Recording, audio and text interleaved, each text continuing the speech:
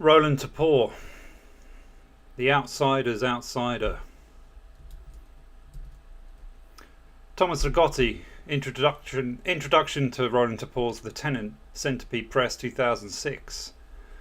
The literary world may be divided into two strikingly unequal groups, the insiders and the outsiders. By definition, the former are many and the latter are few. Of course, there is something of a spectrum along with which a given writer could be placed, especially when we are faced with a career that falls into phases. Tolstoy is a useful example. During what is commonly viewed as a major phase, he produced War and Peace and Anna Karenina, titles that haunt the shelves of bookstores and academic curricula alike. Hello and welcome. Bit of a different intro to today's book club episode. I can't remember, correct me if I'm wrong, I might have actually read this before. I know I have, like, on a personal level. I can't remember if I ever read it on stream, and if I did, it was a long time ago and I must have been drunk. Surprise. But yeah, I thought we'll actually dive into this before we get onto the book.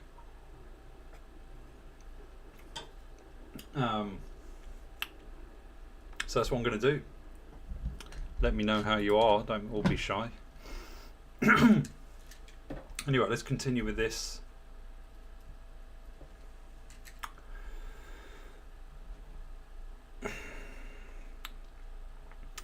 These are solidly insider productions in that they deal with matters which are common, often dubbed as universal and easily comprehended. No reader need feel any estrangement in the world by hauling around one of these big books. Later in his life, Tolstoy began to brood in an intense and to some extent pathological fashion over existential matters such as death and whether or not human life had any discernible meaning. The words that emerged from this phase demonstrated that the one-time classic of Russian literature had drifted a bit toward the outsider edge of the spectrum in question, although not to an alarming degree. The troubled consciousness of the character in Levin in Anna Karenina had moved from the margin of Tolstoy's mind and begun to take over entire works. By then, Tolstoy had experienced a severe depression and began to tout such ideas as sexual abstinence and nofap, and non-resistance to evil. Gnosticism, maybe? Someone immersed in the Kreutzer Sonata might very well want to keep his choice of reading material confidential. Well, that book's going in the list. And be prepared to explain himself should his interest in this novella come to the attention of others. Nevertheless, this dichotomy between the insider and the outsider is not, broadly speaking, a dramatic issue with Tolstoy, even if the Russian author did speak of Shakespeare, the ultimate insider, slammed, with contempt as a craftsman of rather shallow works. So the task of sharply distinguishing between literature's insiders and outsiders still remains. This may be approached by regarding the consciousness of a writer as it is betrayed by various aspects of his work, including verbal style, general tone of voice, assuming there is one that carries through a literary corpus, choices of subjects and themes, overt statements, and manifestos of intent, and so on. As any reader knows, there are wild variances in such things, among others, particularly those of the modern era, making the process of sorting our two groups a seemingly impossible feat. Ernest Hemingway, William Faulkner, Jean-Paul Sartre, Samuel Beckett, T.S. Eliot, Knut Hamsun, Hermann Hesse. Can you separate the insiders from the outsiders of this list of names? The brain reels when considering some of the better known works of these writers that first spring to mind, as they seem to express attitudes and sensibilities that are not exactly in the mainstream, not common, universal or easily comprehended, not really on the inside of the ordinary world. Immediately we recall Hemingway's story A Clean, Well-Lighted Place, which ends with the mock prayer, Al nada who art in nada, nada be thy name. Or the trope of degenerate freaks in Faulkner's novels.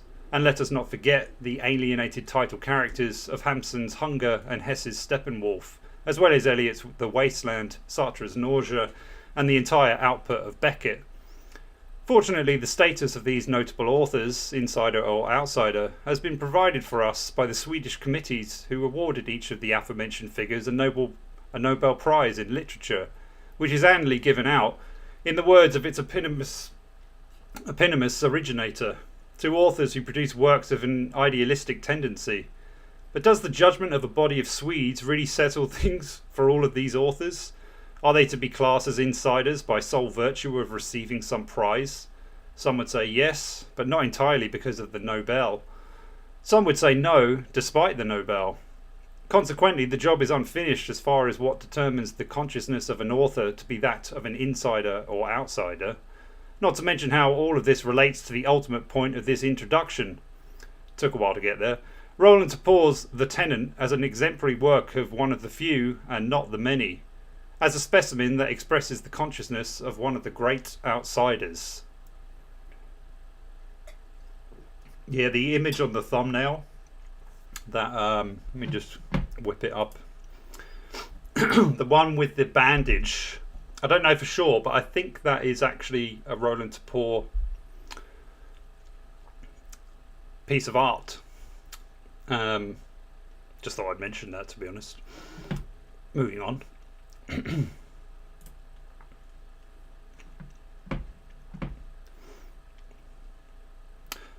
An efficient way to proceed would be to compare The Tenant with another short novel that substantially shares its theme, One, No One and 100,000, by the Nobel Prize winning Luigi Pirandello. In itself, theme is no big giveaway of an author's consciousness. What counts is how that theme is resolved. Pirandello's resolution displays the most pathetic and appalling symptoms of an idealistic tendency, while Topor's parades the anti-idealist position. Read craven, defeatist, twisted, miserabilist, or whatever and negative modifier you choose, but read it in the best possible sense. The theme of One, No One and 100,000 is explicitly that of the self, often capitalized as a false invention of the brain. In contrast with the dogma of the many, as Pirandello's narrator Moscarda seems to observe, the self is no more than a flimsy format that we spontaneously invent in order to lend coherence and meaning to an existence that is actually chaotic and meaningless. This is to assume that one considers it worthwhile even to bother characterizing these lives of ours, which are conspicuously insignificant when viewed from the outside, rather than from within. A perspective that is the source of all the deceptions and self-deceptions to which we are subject. While everyone has a body that we also recognise, only because we are occasionally forced to do so, that they are unstable, vulnerable and ultimately disposable phenomena. At the same time, we tend to believe, until we are forced by circumstances to question this belief ourselves, that ourselves are more sturdy, enduring and real than the degrading tissue in which they are encased. The first notable exposure of this fact that was made in the 18th century by the Scottish philosopher David Hume. In One, No One and 100,000, Moscarda is initially made aware of his misperception of his self, and by extension of the entire world of forms, in which the self, often in quotes, manoeuvres by a misperception he has made about his body. He thought his nose was evenly structured on its right and left sides until one day his wife points out to him that it is slightly lower on the left side than on the right. Being an incorrigibly pensive individual, Moscarda is troubled by his wife's remark. Being an intellectually honest person, he has to admit that it is true. This revelation that he had misperceived this single point of his appearance leads Moscada to investigate what other delusions he has been entertaining about his appearance and throughout his life. He finds many. After protracted self-examination of his physical person, he comes to the conclusion that he is not who he thought he was. Now he believes he is an outsider to himself, a figment in the mirror that appears one way to him and other ways to other people. But there are further revelations to which Moscada is condemned. I still believed this outsider was only one person, only one for everybody, as I thought I was only one for myself. But soon my horrible trauma became more complicated. This occurs when our narrator makes the discovery of the 100,000 Moscadas that I was, not only for the others but also for myself, all with this one name of Moscada, ugly to the point of cruelty, all inside this poor body of mine that was also one, and alas, no one. Fortunately for Moscada, and lamentably for the reader, at least the reader who is an outsider, he comes to accept the bogus nature of everything he has conceived himself to be. I do love how Ligotti's like, so it's just slams, Shakespeare, slams. It's like the ultimate troll. Just constantly pissed off. Anything that has a slightly positive outlook, he's like, no, you're talking out of your ass. Ugh.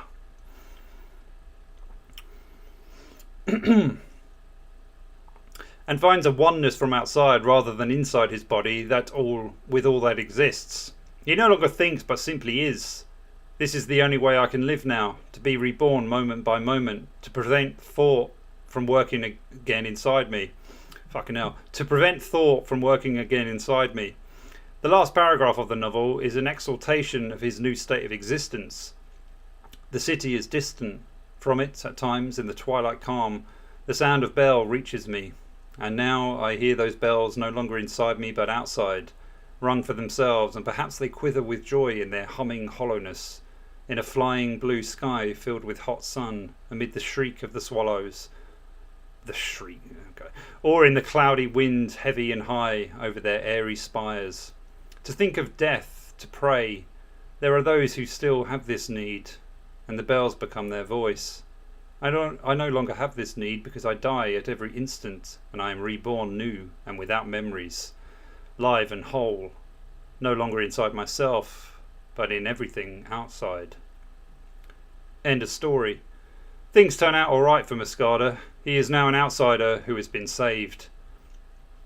In this respect, he resembles the documented cases in which certain individuals, e.g. Krishnamurti, Susan Segal, among others, recover from what appears to have been a physiological trauma following which their thought processes shut down, disabling the cognitive mechanisms that produce a false sense of self. In these instances, the individual who loses himself or herself is the better for it.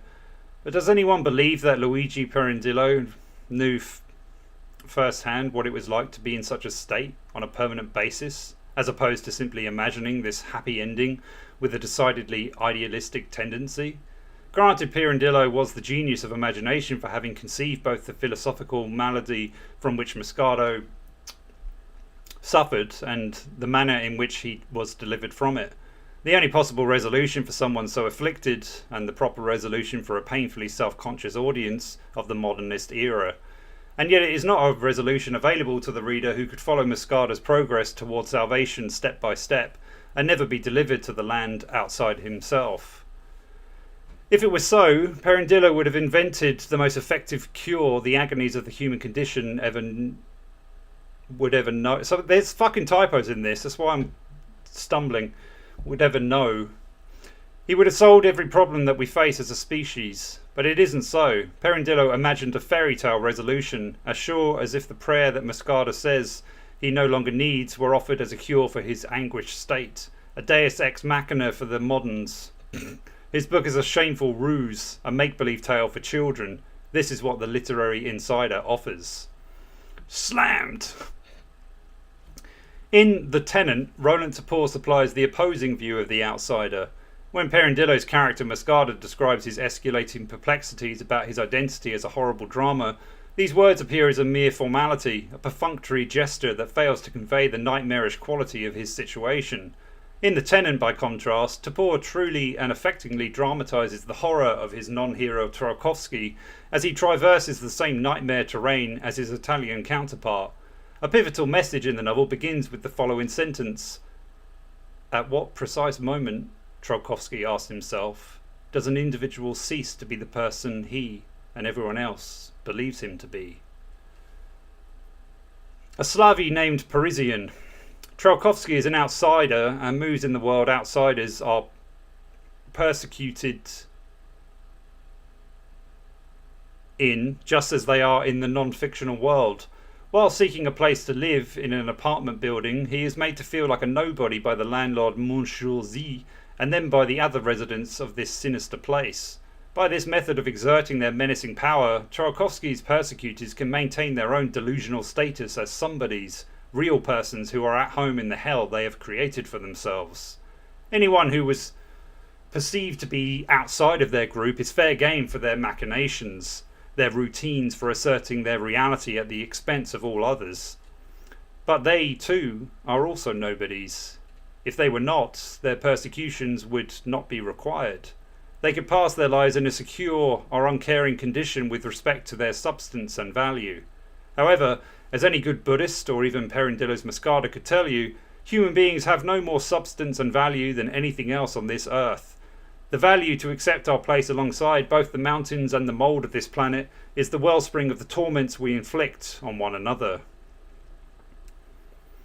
As long as we deny another person or group the claim to be as right and real as we are, we may hold this dreamlike claim exclusively for ourselves. Thus, it is the duty of everyone to aggravate or instill a sense of nothingness, a feel of the absence of substances and value within those who do not superficially resemble them. Without being aware of it at a conscious level, Tarkovsky experiences an epiphany about his neighbours at the midpoint of the novel. The bastards! Tarkovsky raged. The bastards! What the hell did they want? For everyone to roll over and play dead? And even that probably wouldn't be enough. He is more right than he knows. But what they want above all is for everyone to roll over and play them. Martians. They were all Martians. They were strangers on this planet, but they refused to admit it. They played at their being perfectly at home. He was no different. He belonged to their species, but for some unknown reason, he had been banished from their company. They had no confidence in him. All they wanted from him was obedience to their incongruous rules and their ridiculous laws. Ridiculous only to him, because he could never fathom their intricacy and their subtlety. It's very conspiracy. I mean, the book. It's conspiratorial in a sense, but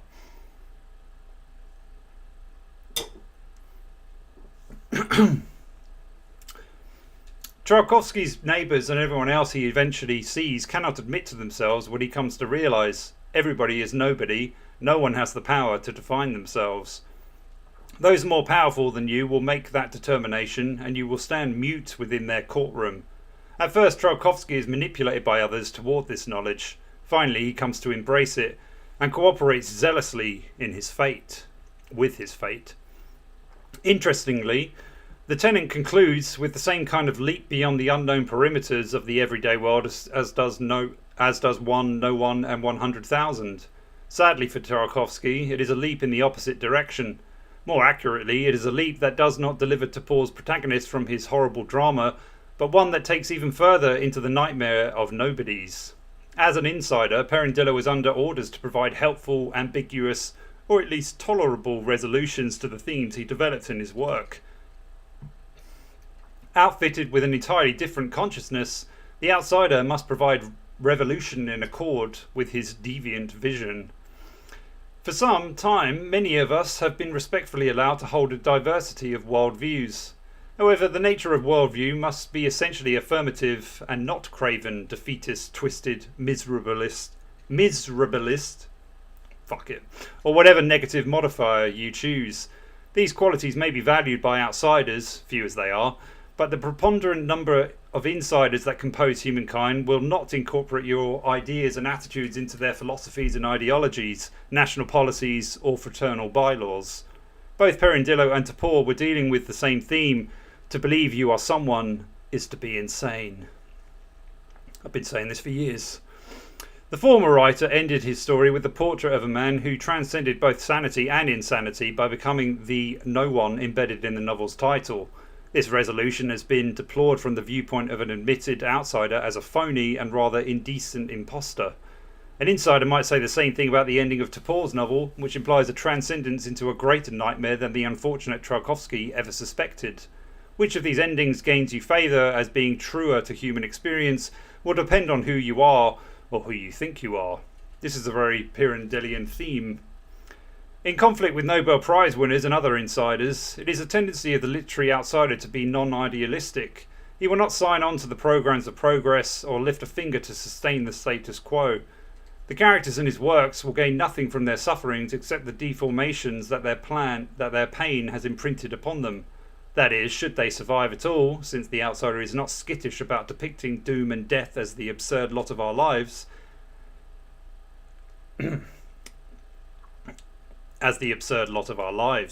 Beckett's Malone may die, but the slogan for which the Irish genius is best known is, "I can't go on. I'll go on." Going on is the theme of Beckett's novels and plays, and his characters manage to do it rather well. In the face of exhaustion, confusion and debris, his casts of outcasts remain unstoppable. It is not difficult to imagine that Beckett dropped with a pen in his hand, whereas his more pessimistic acquaintance, the philosophical outsider E.M. Sharan, had no regrets or qualms about ceasing to write. Cornered by his consciousness of the grim routine of existence, the outsider is driven to resolve the theme of going on as follows. No one will go on, and in our inevitable going there is only gore without glory, madness and mayhem without salvation. The outsider is unconcerned with upholding the illusions of his neighbours, those insiders who force their world upon him, at last in the rare cases when they are even aware of his existence.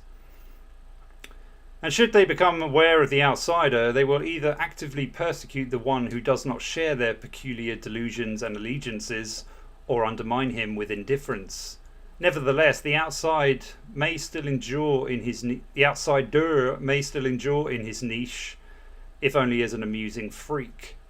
How else can one explain the shadowy and relatively marginal careers of a Schopenhauer, a Sharan, or a Topor? Boom!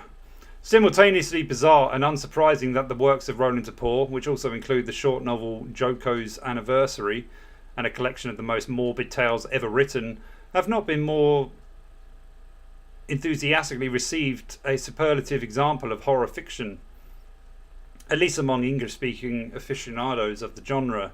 My only explanation for this oversight or prejudice is that within the thematic zone of horror there are insiders and outsiders. Fucking hell, he's obsessed with this. When Stanley Kubrick was adapting to Stephen King's The Shining, I remember reading an interview in which the movie director said that he thought it was an optimistic novel because the narrative presumed an afterlife. Although he neglected to mention that the only evidence for the afterlife in King's novel were the ghouls that haunted the Overlook Hotel. Possibly Kubrick did not put much thought into his answer to this question, or he was just having fun with the interviewer. A more likely explanation is that he was an insider. Among commenters on horror, the reason it's very similar to conspiracy is because his whole introduction is to do with this, but in a more philosophical term. But I mean, this is kind of what it's getting at anyway. But among commenters on horror, some consideration has been given to the question of whether or not this popular genre is inherently conservative. In other words, a form created largely by and for insiders. Of course, popular novels and movies of any kind require by their very nature that their makers follow the orthodoxies of their society, and the entertainment industry, which naturally, and with respect to the film business, was demanded for a time by governmental fiat, entails the punishment of malefactors and salvation for those with whom readers and moviegoers are intended to identify. These are just facts of popular culture and its attendant economies, which enforce a conservative outlook. Obviously, I'm using the word conservative in a sociological rather than political sense. To my mind, all societies are inherently conservative, and all but the most marginal writers reflect this. For his short novel The Stranger, and other works in which he developed the view of absurdity of human life, Albert Camus may have seemed a degenerate bohemian or an anarcho-nihilist to some people, but to any outsiders of us, only. But to any outsider, he's only preaching the party line of his or any other time. We must content ourselves with all that is for the world, for the sake of the future. This is more or less the philosophy overtly conveyed in Camus's essay The Myth of Sisyphus, which does suck, in fairness. We should not be astonished then that Camus was a recipient of the Nobel Prize. Boom! For the record, the full statement of what qualifies a writer to win the Nobel Prize is the production of the most outstanding work of an idealistic tendency. Does the Tenant and Topor's other writings demonstrate outstanding work? They do if you are one of the outsiders, and if you're not, then why would you want to read them?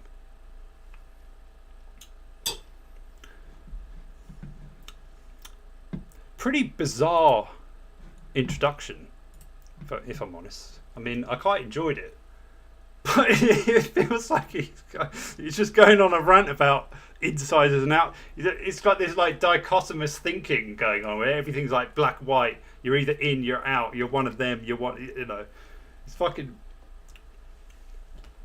I mean, I do like his writing style. I mean, I don't think that was actually him. I think whoever like put that online corrected it incorrectly or something. I'm not really sure. Or maybe some of the words got lost or something. It's kind of weird. But yeah, there was way too many typos for that not to have been, you know, fucked with in some manner or another. But whatever. Anyway, yeah. That's the introduction in the Centipede Press edition, which they did 300 copies of, and which unfortunately now will cost you fucking shitloads to get. I don't know how much specifically, but yeah, it's not cheap, and it's annoying because the cover for that one is one of the best. It's one of these ones on here. I think the one after this one that's on screen now.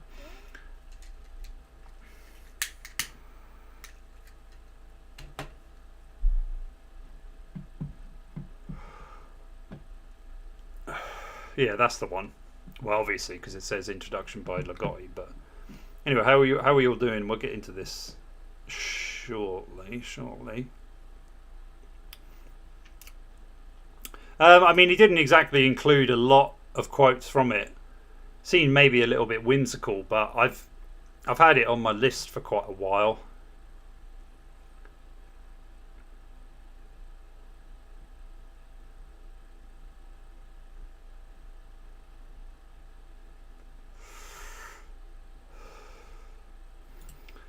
Well, amen to that. I think we might have just canned Eliot. To be honest, the book sucked so hard. I should have read it in his last 5 years. I think that would have been more fun. Maybe at some point I'll come back to it. Yeah, I was kind of thinking the same thing. I mean, it's quite an interesting perspective to give on it, but I felt like it was almost a little bit me. I didn't really see him talking much about the Tenant, which is a shame because I don't have much to say about it either. I mean, I read it 5 years ago, and at the time I loved it. I enjoyed it reading it this time around, but I felt like I remembered a lot of it, and I don't know whether that's a testament to a well-written book or one that is quite simple. You know, I mean, and it's not simple. It does explore a lot of good themes, mostly to do with the self, obviously, or the illusion thereof. But it's an intriguing novel to me because of its surrealist tendencies. I actually feel like you could read it as just a farcical black comedy where I mean, there's parts in it. I forgot about the bit where he buys the toy gun at one point because he becomes so. And yeah, I'll go through the premise if you've never read it or heard of it. It's basically a guy who needs to find a place to rent. And so he visits this apartment building. There does appear to be a place that's there for him, and after some pretty tricky negotiation, he agrees a lease. But then he discovers that the previous tenant, Simone Chiol, some French name that I'm butchering, was the person living there before, and that she threw herself out of the window and is currently in hospital. So whilst there's a chance that she may recover and take the room back, it's pretty fucking unlikely because she can't even, she's broken every bone in her body. I mean, he visits her to kind of, can't remember what his motivation was to do that. Maybe just to check on her because he kind of felt like he was invading her space. And he does come across as quite a conscientious person, if not very anxious. But the reason for his anxiety becomes more and more evident because he negotiates to pay a little bit less in a deposit after much aggravation with Monsieur Z, who is the kind of landlord of the place. But then even from the off, we're getting these kind of weird vibes where it's like they're just in a constant battle with one another. And then when he does eventually get the place, he holds a little party when he's got a few friends from work. And this goes on to like 1 a.m.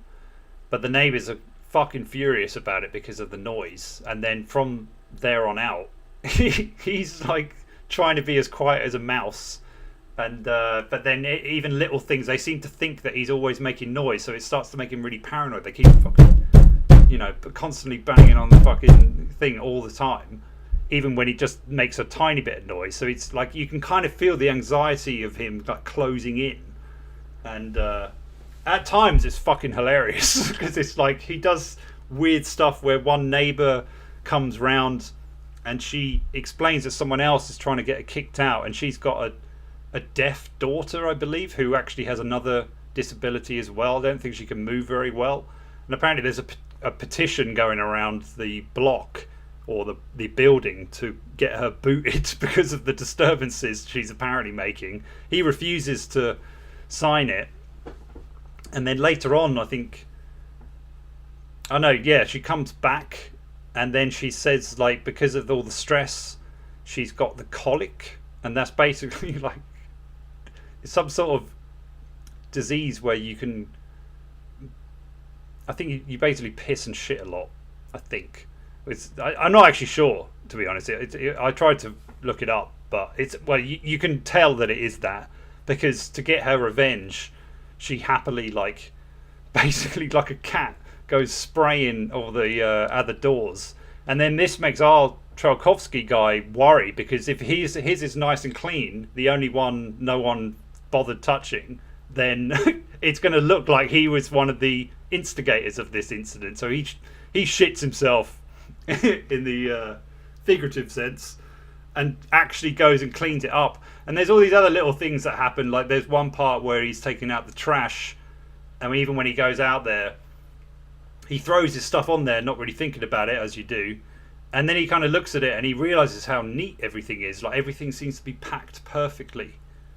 Like it's some sort of game of Tetris where everything's nicely organized, and yet his trash is just, and then that makes him paranoid because he thinks they're going to have a go about what he's doing with his rubbish compared to everyone else. And then he drops a little bit of it as well because it spills out on the stairs, and he thinks, I'll just get that in a minute, my hands are full. And when he goes back, it's just gone. Someone's like, it's been cleaned instantly. And then he's just like, what the fuck is going on? Like, it gets really weird. And then obviously when we get to the middle part, he starts he discovers like a hole in the wall at one point that has a tooth in it.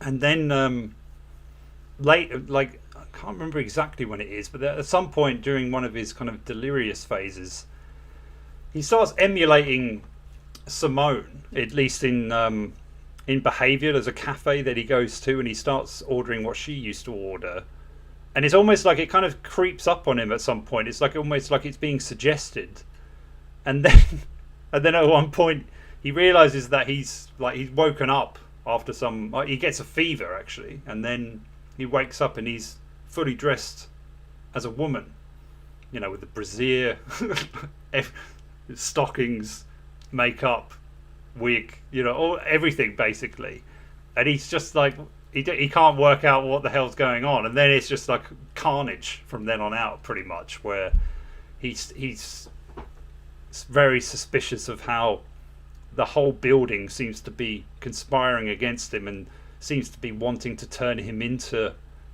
the previous tenant for reasons unknown, and he can't work it out. But then everything that seems to happen as well makes him sound like a crazy fucking arsehole, and he can't really prove it because everyone else kind of just, even when the police see him dressed as a woman after the first right near the end, and they start cracking jokes where he's basically crippled and bleeding, and he's like, maybe he thought he was pregnant or something like that. And they're just, a lot of the lines are very funny. It's like he goes back to Stella's place, who was a friend of Simone, and they get intimate, and he goes there because he's trying to escape the building. But then the next day, the fucking landlord is there after she's gone to work, knocking on the door, and then that makes him think that she must have been conspiring with them as well, and he basically trashes her apartment and nicks the money he finds in there and says fuck that bitch. And then he goes to a hotel, but he can't relax because he thinks somehow they're going to trace him. And then after that, he kept thinking like it would be good if he could get a gun, but he knows he can't get a gun because you need a lease or a license or whatever. And then he ends up buying a children's toy gun, but he convinces himself that can do some damage, and and then you read when he actually uses it, and it's like it does nothing. And yeah, it's interesting going through like how much of what he's seeing can we really believe versus is he just insane, or is there a bit of both? I mean, it is surrealist, so I would say that these questions don't have answers, to be honest, overall. But it kind of isn't the point anyway. I think it is just demonstrating the fragility of identity and how, I think I've said it before, but it's like if everyone treated you as if you were, say, a woman, for instance, how long would it be until you just have to kind of almost go along with it? Because it's like everyone keeps calling me a fucking I don't know, Joanne, yet I'm John, and it's just like, but you're the only person who thinks you're John. Everyone else keeps addressing you, and yeah, your own sense of whatever your identity might be will completely capitulate, basically. And the novel has a lot of fun with that. I think the length of it is perfect because it doesn't. Once it comes to that kind of conclusion, which I don't think Ligotti makes a good enough point on, or he doesn't really consider, is that there isn't really anywhere else to go with it, is it? I mean, of course, the sense of self, like the concept of free will, is illusory because all of our perceptions are somewhat illusory. We have to be somewhat deluded in order to understand things because everything is so fucking overwhelming, and yet our brains work in a consciousness, parent of all horrors and all that. We have to break things down in order to try and comprehend them, and obviously there is a lot of delusion within that, if not all of it. But I still feel like once you come to that crossroads, there isn't really another exit. It's either you carry on being deluded or you throw yourself out the window, pretty much. I mean, so get busy living, get busy dying thing. It's like, is it even worth that much consideration overall? Like, maybe it's a good thing. overall, I would say, because it is. What would it even mean to know, like, if we somehow discovered the notion of a soul or some sort of core reality to a self? It's like, but how can anything exist without an influence to it? Like, one of the major things is always like, was there something before all of this, or there can't be something without nothing, blah blah blah. But I think the more interesting kind of idea, if we're made up of everything that is made up of the universe, then of course everything is going to influence the other. And in a quantum perspective, do things even exist without their observation? So it's like, I think to push it further is like, do you even exist without somebody else looking at you? And from what I see of people's obsession with not only media, but nowadays with social media, is we're clearly quite obsessed with the idea of people looking at us, because case in point right here. And it's like, but does this make me feel like I exist? I'm talking to myself. I'm just very aware that there are a few people around witnessing it to a certain degree. But everything I'm saying is coming to you in your immediate future, shall we say? But it's already part of, like, there's no moment thing going on with it. I'm going off on a tangent here, so I'll stop. But yeah, I like the novel. That's what I'll say. It's good. It's good fun. I mean, I would say there's little else going on with it, but I think that's fine. Like, I'll repeat myself, but yeah, because of where it gets to subject matter wise, I don't think there is anywhere else to go. And when he's like, he watches, like, there's this really like cultish moment, almost like something out of the Wicker Man or something, where he can the view to the bathroom is from his window, because it's one of these places like kind of bed sits, I suppose, where there'd be a shared toilet or shower place and all of that. And he just watches I don't know, 24 women walking in, putting their hand in the toilet, taking out some shit, rubbing it on their faces, and then they all come out, and then they black out the windows, and it's like some sort of I don't know. I mean, like in The Possibility of an Island by Welbeck, there's a bit where in the future he sees some of the old humans, and they basically live like complete savages. And it kind of seems like that. It's like they kind of descend into this whole, we're just going to... I mean, I suppose it is also demonstrating insanity to a degree, because there's always... excrement and insanity are a good coupling for some reason. I don't really know why. I guess because, yeah, it is demonstrative of treating something that is waste as sustenance or whatever, or dressing oneself with it because it is part of oneself. I don't know, but funny, very funny. And even within, like, so he gets, eventually he's thrown out of the window by his perception. I think that's pretty legit as well. I don't think it's like, yeah, off or anything, but he somehow survives it. And even when the police and whatnot and the doctor's there, they just roast him for being mental, and he tries to tell them that they're trying to fucking kill him, and he's like, they're having none of it.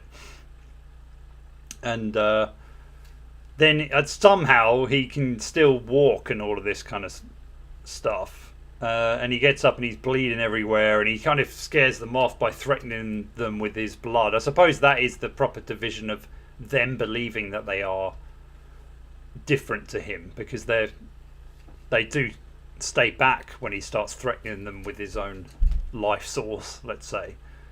And then yeah, when he manages to get back up there, he throws himself off for good, like properly, but he doesn't die. What happens is he wakes up and he's all bandaged up, and he seems like he's being visited by someone, and he's like, I recognize this person. And then he realizes it's him, and he is the Simone Sheol character that he's been obsessing over and emulating and all of that, and then it's kind of in this eternal return fucking nightmare, and yeah, that's where it's a great ending. It's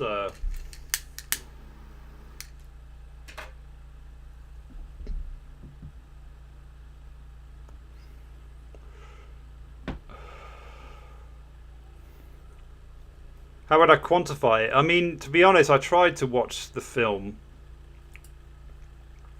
and I expected quite a lot from it, being a Polanski film, and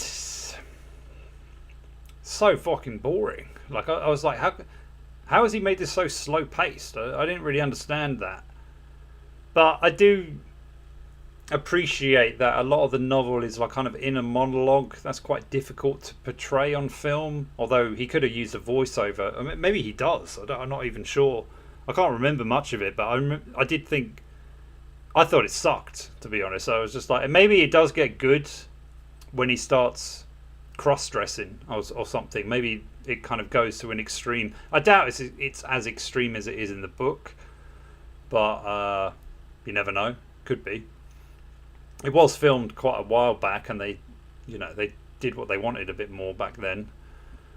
But yeah, I mean, it was first published in '64, and I do believe that Topor did say something to do with when it was like kind of partially written when he realised how people treated him because he was Jewish, or maybe he's partly Jewish, and obviously because of the Second World War and all of this kind of stuff. And yeah, you get that kind of perspective where you're almost branded and treated differently, not necessarily because other people are all fucking Nazis or whatever, but there is a tendency to like you'll be more cautious, because if that type of person is deemed to be undesirable, let's say, people won't want to associate with them because, well, normies are generally pieces of shit. And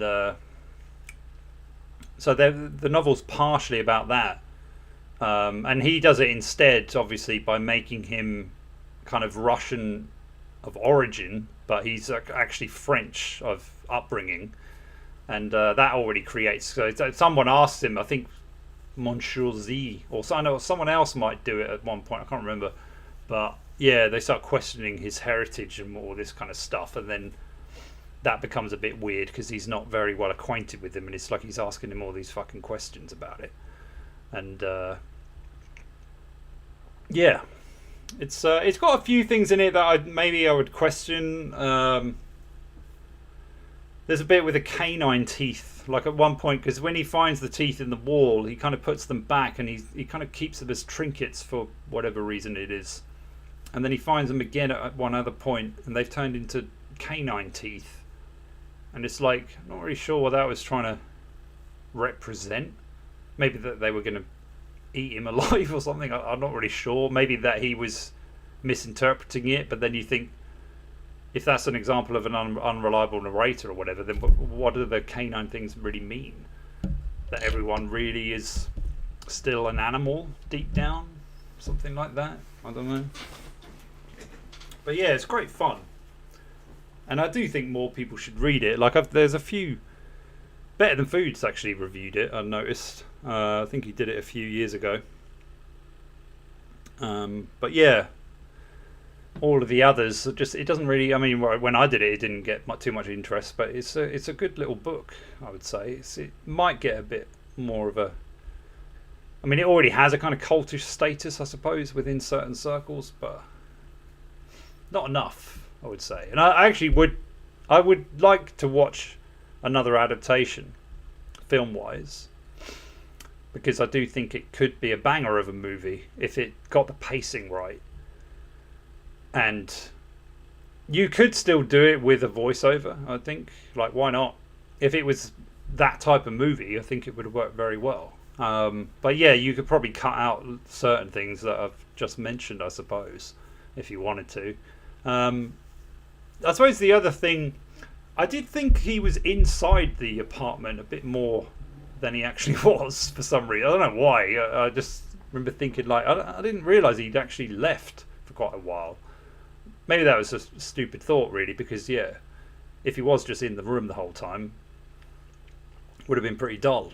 But, yeah, I mean, eventually, so at the beginning he's got like a few friends, but because he's such a pussy about his neighbours, and he stops inviting them and stuff, and then so it basically turns out like he ends up isolating himself more and more and more.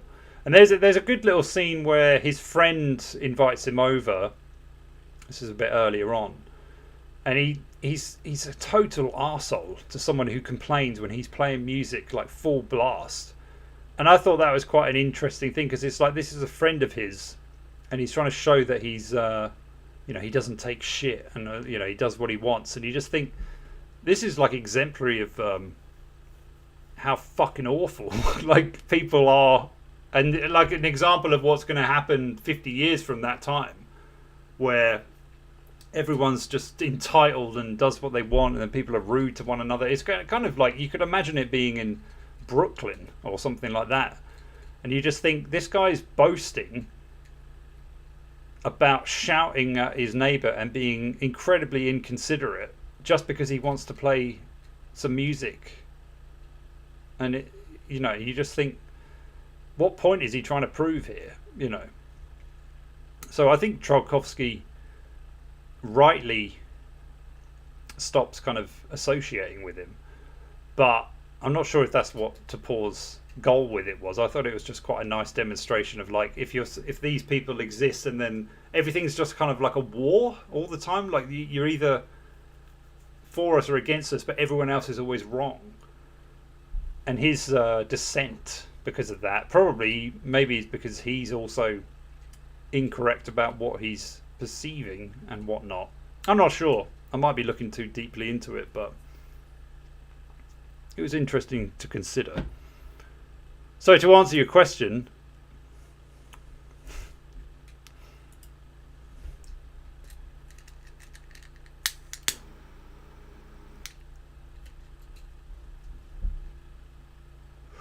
I'm glad someone agrees with me. It's one of those ones where I almost feel like I'm betraying. I mean, I'm not even sure I like Polanski that much anyway, to be honest. I don't know why I'm defending him. But I suppose it's because I like the idea of someone like him making that film. But then when I actually watch the film, I'm like, is that it? What was that? And he clearly was a fan. I think he's even in it. He's not bad at acting in it either. But the film fucking sucks.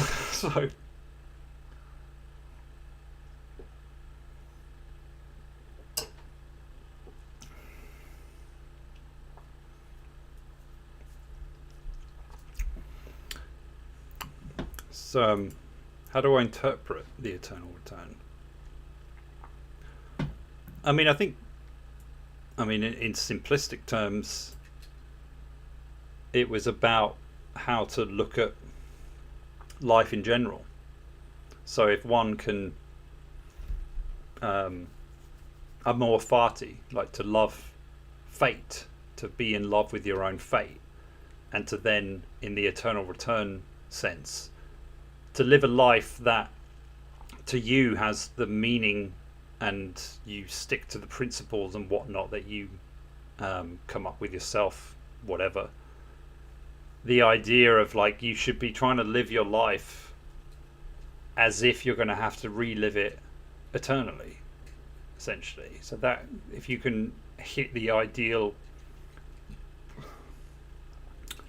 form of existence for yourself, then you'd happily live it over and over again, because you've come to a equilibrium with what existence is about, essentially. When in reality, the concept of it is fucking horrifying. But I think the only good thing potentially is if you're unaware of it, fine, I suppose. It wouldn't really, if that is the curse of, like, existing in general, like you're always going to exist, and in the true detective sense, it's like you're just going to do it over and over and over again. I mean, what Russ Cole's it's not an interpretation, or it's more of an insinuation of, like, if that is the reality, then you're just going to be consistently going around and around and around. Yeah, it's a stuff of nightmares, but it's thankfully we don't comprehend anything out, in the fourth dimensional perspective. So it kind of doesn't matter, does it really? Overall, I mean, it's good to pontificate over and consider and blah blah blah, but I don't really, because it's all speculative.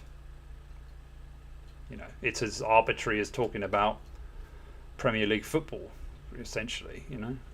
But yeah, I'd be intrigued to read his others, and also the one Ligotti mentioned, which I assume must be a Tolstoy piece. Which, has anyone read that? The Kreutzer Sonata, I think it was called. Because I haven't. Well, apparently it was pretty pessimistic, according to Ligotti.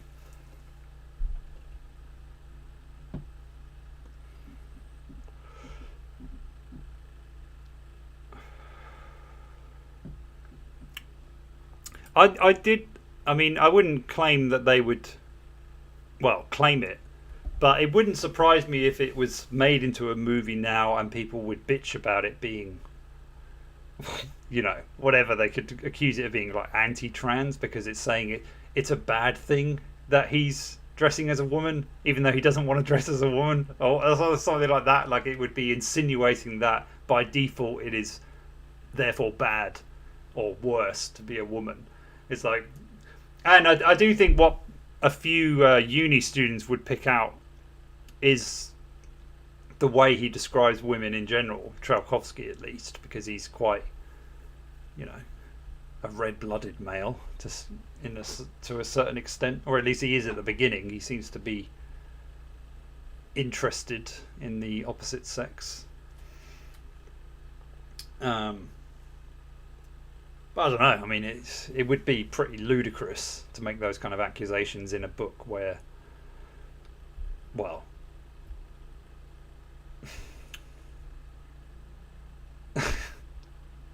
don't know, what example would I pick? There's one great bit I thought as well. It's more Monchauzy when he starts like, Mr. Trelkovsky. He starts going on at him all the time, like, what is going on? And then he's like trying to, at one point he gets robbed, so one of his, I think his suitcase or a couple of them get taken from his flat, and that's it. So that leaves him with like nothing of his own identity, kind of thing. And then he wants to report it, but Montreuil claims he doesn't want him to do it because there would be uproar in the building because of the police being there and all this kind of stuff. And yeah, it's just a good little moment where they start, he's just constantly at his throat, like every time he bumps into him, he brings up something about, the neighbours complained about you last night, this won't do, Mr. Trelkovsky. I thought that he would be great fun to play, if it would actually make a good play. Like, I don't see why it wouldn't, really, because you don't have many locations, and yeah, some of the dialogue scenes are fucking golden. I think they work very well. I think he does capture that when people adhere to society's rules as if it's some sort of playbook, and they're constantly trying to one up one another. Like, he gets that very well, and so it's and as well as the kind of anxiety horror that's in there, because he's not only losing his identity, but he's always being accused of doing things that to his mind are nothing, basically. Like, there's just a little bit of noise, or maybe he got in late or whatever, and it's just like he's constantly being questioned for his decision. But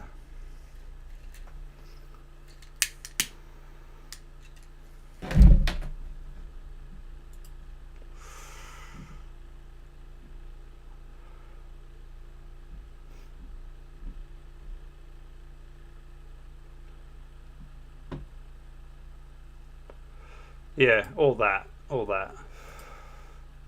Which, I mean, I think the point of the novel is kind of saying either is irrelevant, doesn't make a difference in the long run. If you're stuck in your own consciousness, what the fuck does your gender identity matter, But which is a point I would like to make in general, but when you go beyond, like Ligotti goes on about, if you start talking about this kind of stuff, that people they won't invite you to parties anymore, basically. So not that I'm getting invited anyway, but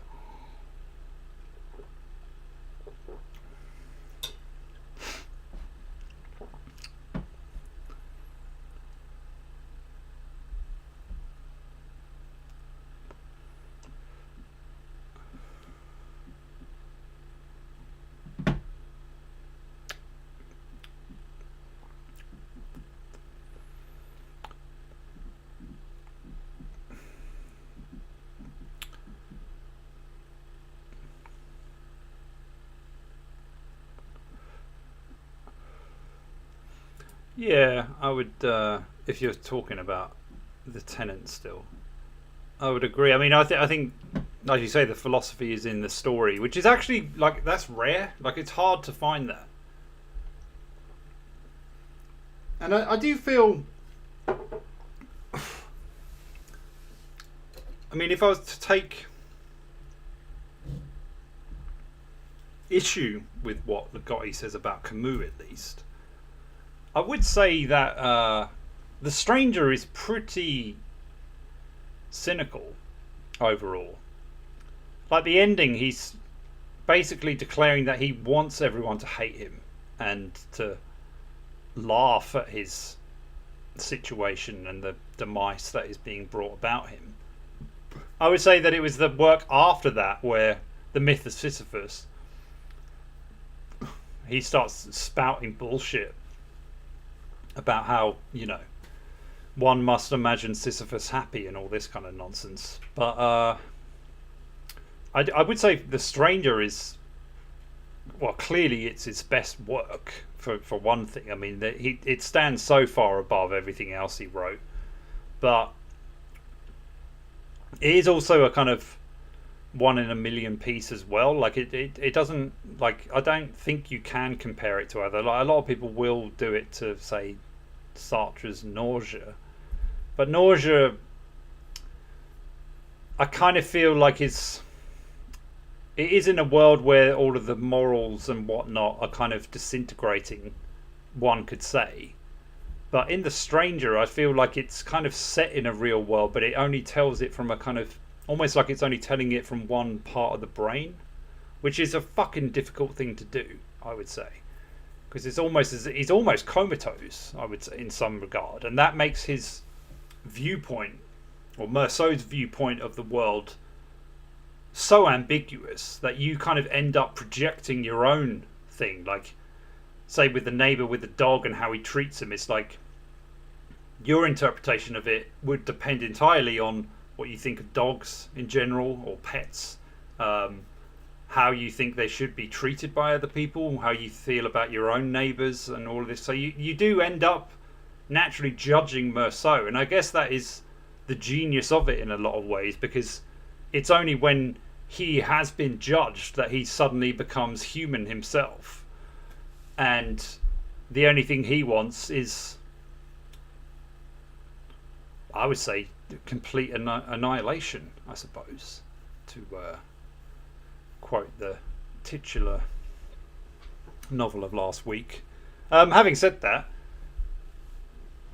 yeah, I don't know what I might do a kind of rebrief on the ones that have come previously, because sometimes I feel like novels have to settle in you a bit. Gotta say, I don't think I'd read Annihilation again, which is arguably the first time I think I would say that about a Welbeck novel. Maybe I'll contradict myself at some point, and I probably will. I often do, but it didn't leave that much of a lasting impression overall. And maybe it was because of the 2-year wait. Maybe it was because of the lack of fucking Welbeck in the book, even though it still was there by my assertion. it was just hiding within the prose a little bit, like, ooh, let's make some guy's niece give him a blowy, or let's put some hot pants on that 50-year-old woman. Oh yeah, she's still got a good ass. It's like, why is he holding back? Like, fucking in The Map and the Territory, he has a whole stanza where he talks about the spermatoza count of some men versus others, where even if you have a 12-inch cock, if you have a low spermatoza kind of, basically you can't shoot big loads. So if you're with a woman who loves those big loads, there's nothing you can do about it. It's just part of your and there's this whole section in there, and it's great. And it's like, and there's usually something like that in Welbeck, and there's a little bit of it in Annihilation, but it's almost like the tepid version, almost as if he censored himself in some ways. It's kind of bizarre. Like, and maybe it's just because, his age, I don't know, or he was just genuinely trying to tone that shit down a little bit, but he still ended up mostly going for the kind of truly heartbreaking and very poignant kind of stuff, and that is the best part of the novel, I would say. I mean, it's a good payoff to a certain extent. I still think it could have been achieved without everything else before it, but maybe I'm wrong in that. I don't know. But yeah, it might actually turn out to be one of those ones that if I'm still thinking about it, say 6 months later, I probably will take back what I've just said and just be like, no, it's a very mature, well realized and controlled piece and all this kind of stuff. But with all those elongated sentences, I'm not sure I will at this particular junction. But still.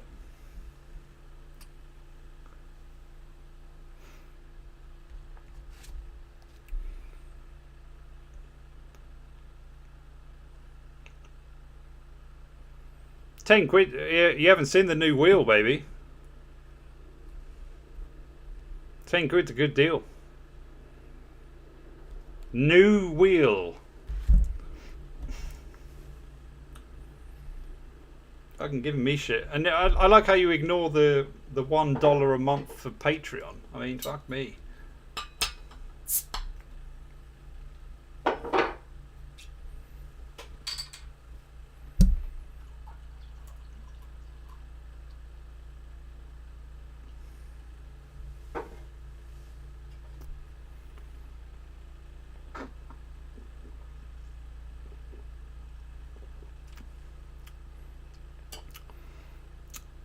I'm afraid you are retarded. I never review. I haven't seen Napoleon.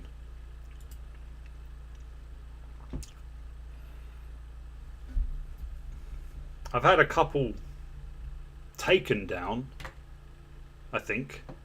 Or no, the Fat Girl one was taken off, but I did re-upload it. And yeah, the last two, I did one for The Cell. I don't know why, to be honest. That got age gated, and I tried to amend it to make it not age gated, and even with my amendments it was like, nah, age restricted. It's like, motherfucker, and that just pissed me off. I mean, that is on Patreon, and I did one for Speak No Evil, the Danish version, not the new one that's out, which I'm sure is American, Hollywood or whatever. But yeah, that film, that's a good movie, and I think I did speak a bit about it after first watching it, and I just remembered, like, sometimes I think when something like just whacks you in the face so constantly, you're just kind of like, was that good, or was almost like you're a fucking sexual assault victim, but there was a part of you that kind of loved it, and you're like, why am I thinking of that? And yeah, I mean, I don't know. I'm not saying anything about fucking sexual assault. all right, before anyone, or if anyone would kick off. But, you know, things are complicated, let's be honest. Things are nuanced. But yeah, with that movie made me feel pretty ill after I first watched it.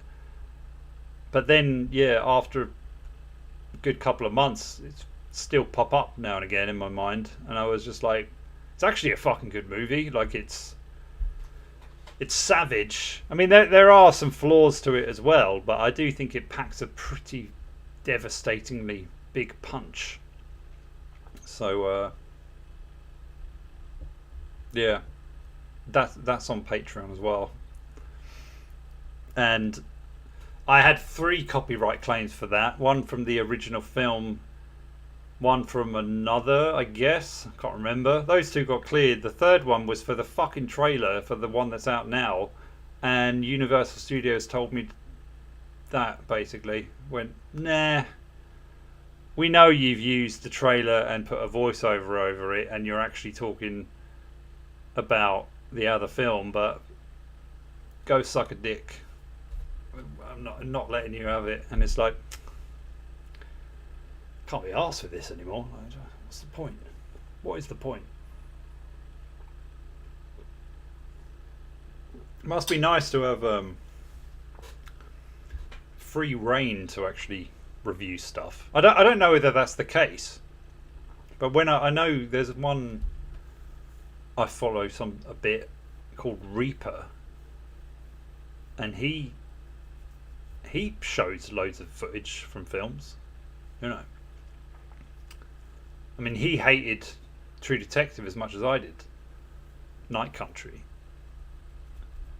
And funnily enough, the Night Country one I had no issue with, but I think because I made some pretty crass jokes that that one got age restricted. And it's just like, where's the freedom of expression on this fucking thing? Like, I'm not going to go into it, but yeah, it doesn't make creating this stuff much fun, because you can be really into it. It's almost like, imagine if like I was penning stories, say I was churning out one a month or whatever, and I was like really into it, and I was talking about it and all of that kind of stuff, and I had a publisher, or that every publisher out there would immediately just reject it and say, you literally cannot make money from this because we say so. Like, we'll print it for you if you want, but any money you could make from it, we're gonna, you know, not allow it. Basically, that's YouTube, you know. Unless you are in, yeah, a different bracket, when I do think things are a bit easier. But I mean, that would be just conjecture on my part. I don't know.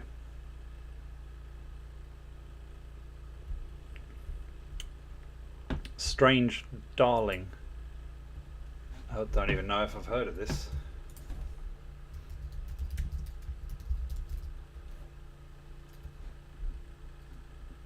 Okay, chick with red hair.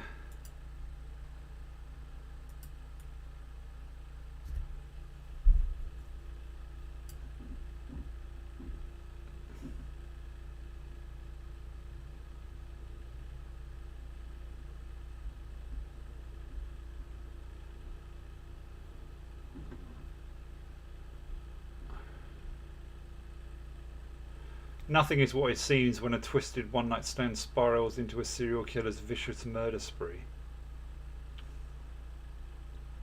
Okay.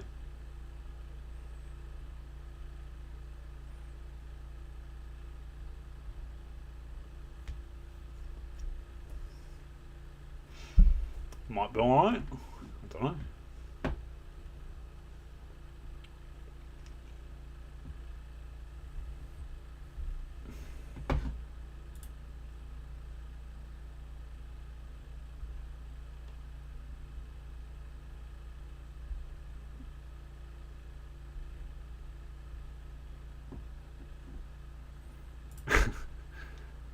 Well, I'd heard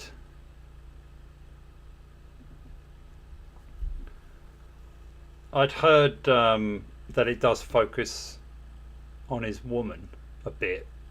Apparently that's what happens to him in the new Joker, which has been trashed. But yeah, apparently the biggest problem with that film, Folio de whatever, is that he reverts to what his character was like at the beginning of the first film, and you think, but his whole arc was him like becoming his shadow kind of thing, and yet for some reason he's back to being whipped by society and whatnot. Apparently it's a load of shit, but I mean, surprise, surprise, really, mate. Whatever.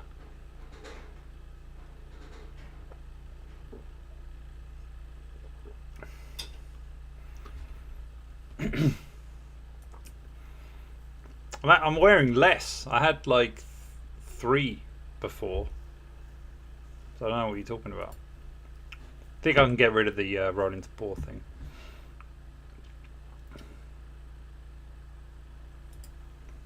Yeah, that will sum up. Although I think I summed it up a while back, but we can chart for a little while. Getting late. Oh. But yeah, just to add, I've just heard the movie sucks, so I'm totally indifferent to watching it, to be honest. As I already was with the Joker sequel. Like, instant I heard it was going to be a musical, wasn't bothered. I was like, well, no, I was just like, okay, I don't want to watch that. But there was still a small chance it could have been good. And when Lady Gaga was going to be in it, it's like, come on, as Harley Quinn, really? I mean, apparently she is quite good in it, as is Joaquin Phoenix, but you know, got nothing else to add, really.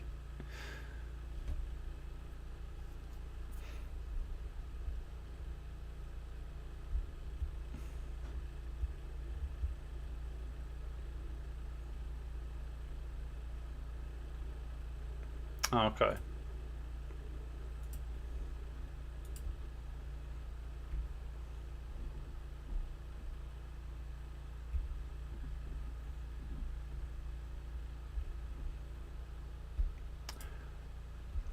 Well, no one's missing the cope.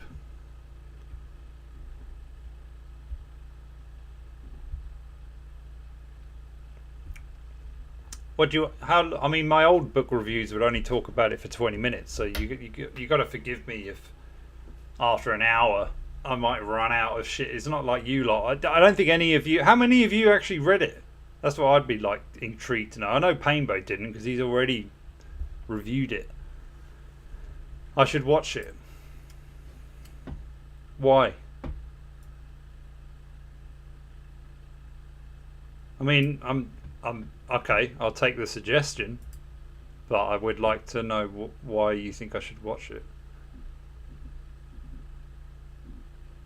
so I can just watch a cucked Napoleon, or that it's actually worth the watch.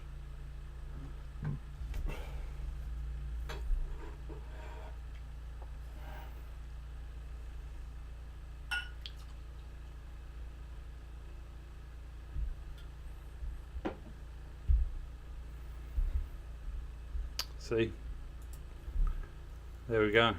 It's trash. It's movie time. I haven't actually watched many, but let me.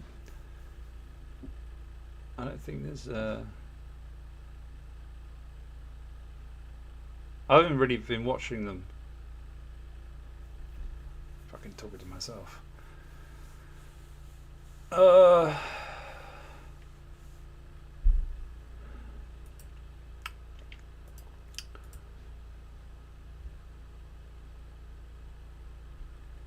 Well, I mentioned it last week, but yeah, I've seen The Substance. but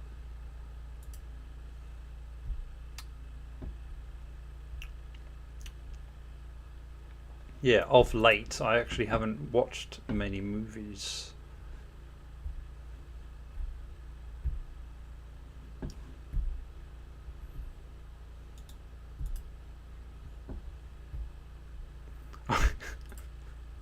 Lol. Actually, I probably would. Has that come out? I can't remember if it's been out or not, or is it coming out soon?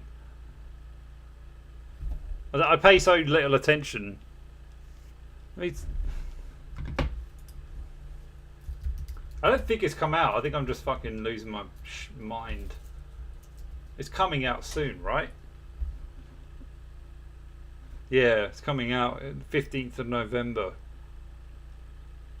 2.5 hours.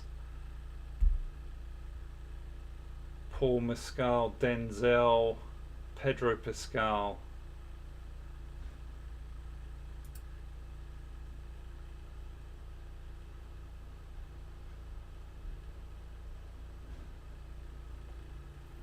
Do you reckon is it going to suck?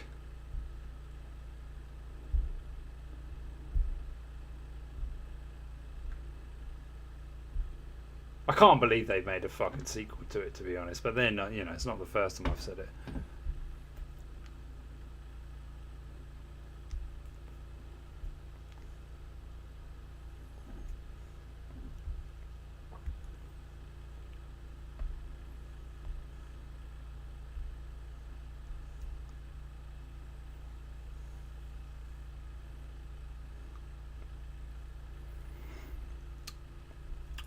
Oh, with Napoleon.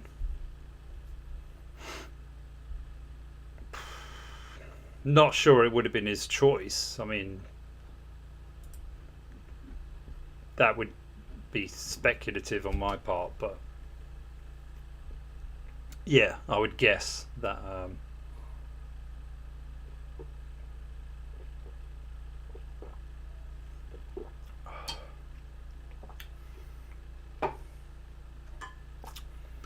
It's sponsored by Japan tonight. Asahi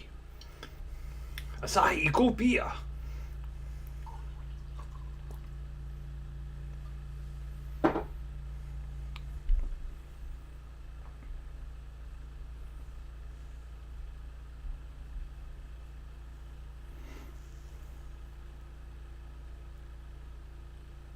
Oh God, no! It's depressing enough watching United.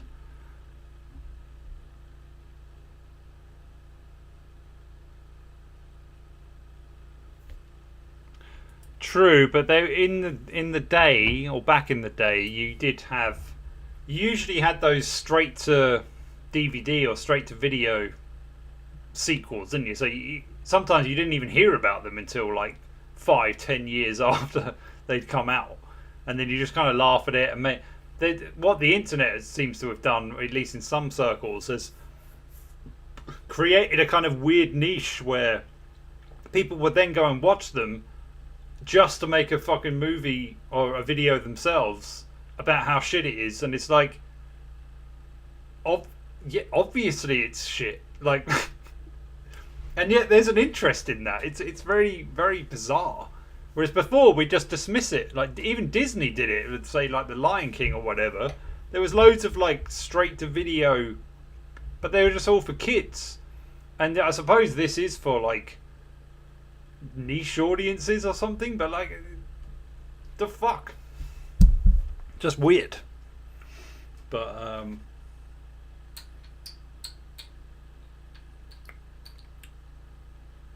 there is one weird one. It's not a sequel really, but yeah, the guy who did Donnie Darko actually made a film that had Sean William Scott in it, who was the guy who played Stifler in American Pie, Sarah Michelle Gellar as a e-girl prostitute, Buffy, and The Rock. They were all, and it's. I've only actually seen like an hour of it. It's maybe an hour and a half. It's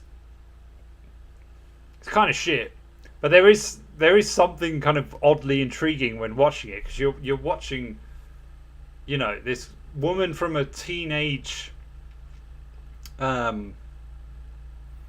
vampire thing that had a really big following or whatever, and in a weird way some of it is actually kind of ahead of its time, like, and then in other senses it's like it's just very bizarre, and you just kind of think this is the dude who fucking made Donnie Darko, and this is like when he gets money and he's just got this really bizarre cast put together.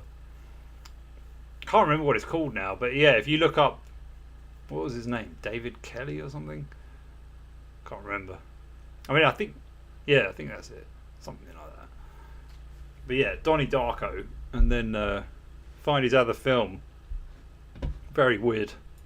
Also, I believe it was you who asked me to watch, and I did watch it. What was it fucking called? Under the Silver Lake, I think it was called. I mean, if you're a dude watching this, you'll enjoy quite a few aspects of it. The female anatomy is quite predominant in that movie, so that was fun. I mean, it was kind of ironic to me that you saw a lot of titties, and then Sydney Sweeney turns up, but you don't see her titties, and it's like they got that the wrong way round. Surely, I didn't really understand that.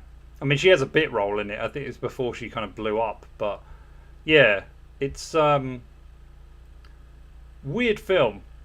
I kind of liked it, and I mean, it's kind of like a noir thing, conspiracy kind of, or at least like this guy shows an interest in this girl, and it seems like they might hook up, and he's living this like sweet life. He's living in I don't know, somewhere in, is it Frisco? I can't remember where it is exactly. It might be Hollywood, but yeah, he's living in a pretty swanky apartment. Don't know how I don't think he pays for it, or at least like he's basically like a trust fund baby or whatever. And yeah, this girl moves, or seemingly moves, into the flat below him, and they get to know one another. But then she disappears the very next day, and he starts trying to find out where she's gone, basically. And then this uncovers all this kind of very bizarre journey. It's a kind of one of these things. It's not dark particularly, but it does have something about it that's kind of intriguing. I quite enjoyed it overall. I mean, I wouldn't say it was like fantastic or anything, but yeah, it was interesting. And maybe it's one of those things that once it settles on you or whatever, you might be more intrigued. But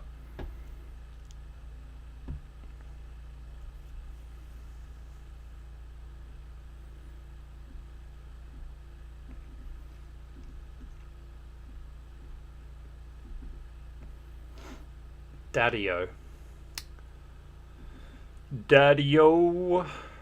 Is that's just another, it's like a dialogue film, right? In a cab.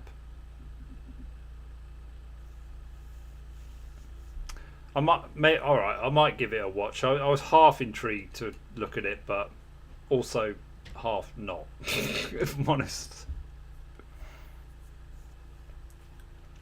But yeah, Under the Silver Lake, I think most of you would, enjoy. It's relaxing, I would say, as well. Like, it's something about everything in it's like very aesthetically pleasing. Not just the women, but in general, like everything's got this kind of nice Hollywood vibe, but in a good way. And I think Andrew Garfield in general plays quite a good role as this particular. I mean, he does get a lot of ass, which I found a bit questionable. Just because, I mean, maybe it's just because of the laissez-faire attitude to sex in general that is in the film. But yeah, it's a lot to do with kind of. You could look at it as the whole thing as him getting over his breakup in a sense, and it's kind of serves as a very very male way of getting over, yeah, heartbreak in a sense, which is the way I kind of viewed it in the end, because it goes into all of these areas of like conspiracism, and then even like new age kind of, and even survivalist kind of stuff at one point. And it's very like it's just going from one thing to the next. It seems like it's almost not connected, but it is, I would say. And yeah, there's one bit where he kind of discovers that, I won't spoil it, but yeah, he has this discussion with this very well known, or not, he isn't well known, but the music or songs that he's written are very well known. And then there's this whole kind of capitulation of everything he's ever believed and all this kind of stuff. It's good. It's good. It's not great, but it's good.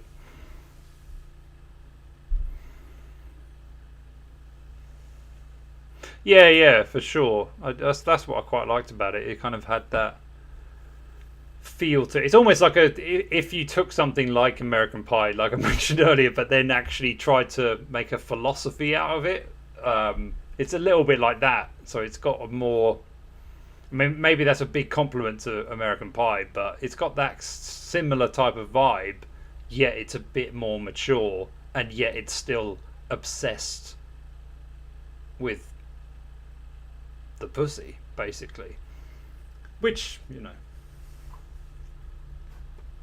pretty accurate, I suppose.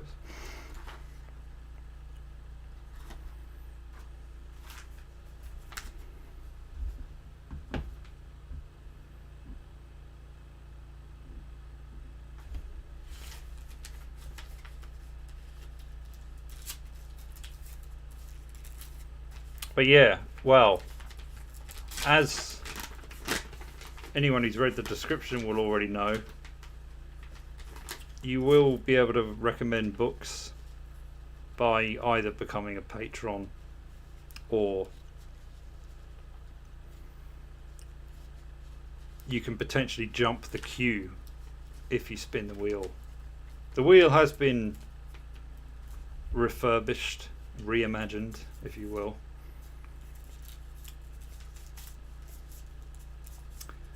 And next week, the book has already been decided. Melissa, thank you for rejoining the Patreon, by the way, has picked Franny and Zoe. And is that how am I supposed to say? I mean, my mind goes to Zoe, but because it says Zoe, then but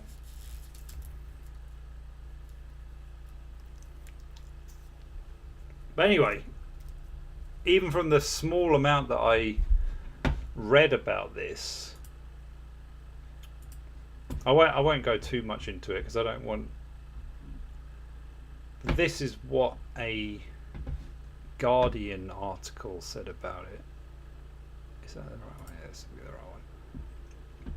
This is the part I found intriguing. The Catcher in the Rye may be Salinger's most famous book, but for me, Franny and Zooey is his masterpiece. Frenetic, exhausting, and uncompromising, this skimpy-looking book might piss you off rather than perk you up. But one thing's for sure, it won't leave you cold. That's an intriguing way to sign off an article. Because I love it when books piss me off. That's all I live for. That's the only reason I read.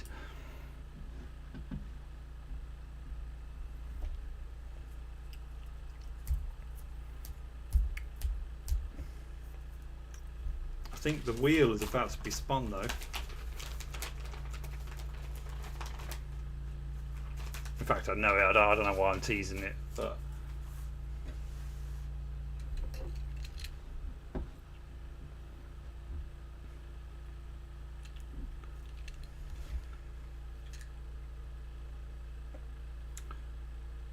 Zarathustra. Thank you.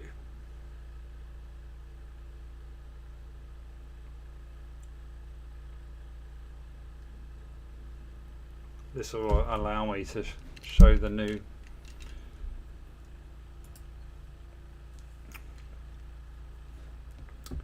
Right, so you might notice that there's less in general here, but you know,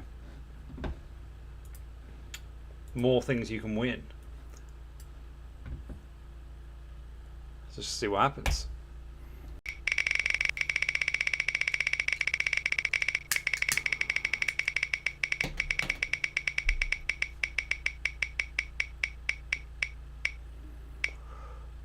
Oh, one of my favourites. You won the finger. Congratulations, sir.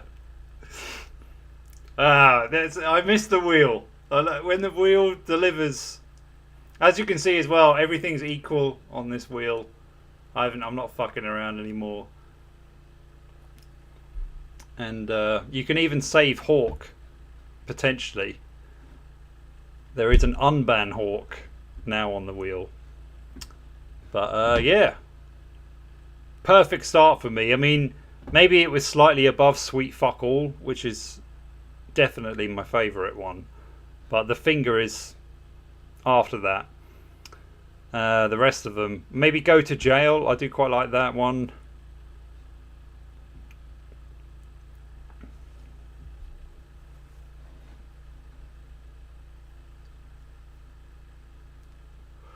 What do you mean it feels very similar? What are you talking about? There's the classics. The GC classics are still there.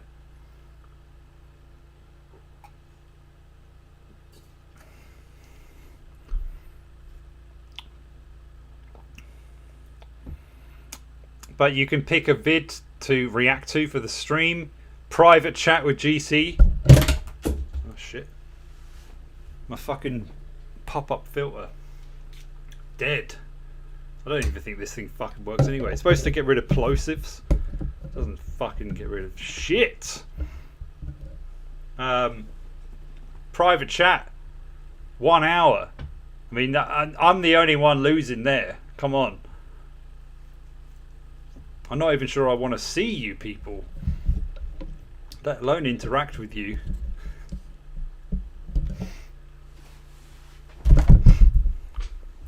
The new wheel sucks ass. Don't be bitter, son. Don't be bitter. It's only the first spin. You can also be the seducer on the fucking people's favourite super seducer.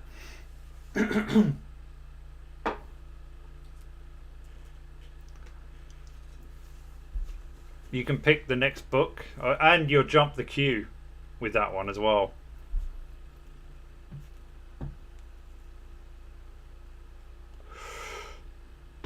So yeah, I think it's simplified, but now it's definitely it's a good wheel. It's a good mix. I think it's fair. Kind of. Evidently, by how frequently you appear on these fucking streams. You should get to watch this sometime. That would be a laugh.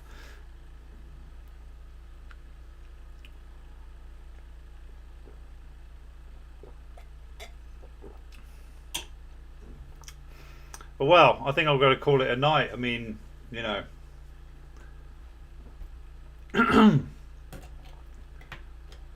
This has turned into a cope and seethe, because that they normally went on. But yeah, also I will, like, if you are a patron, I do drop the ebook on there.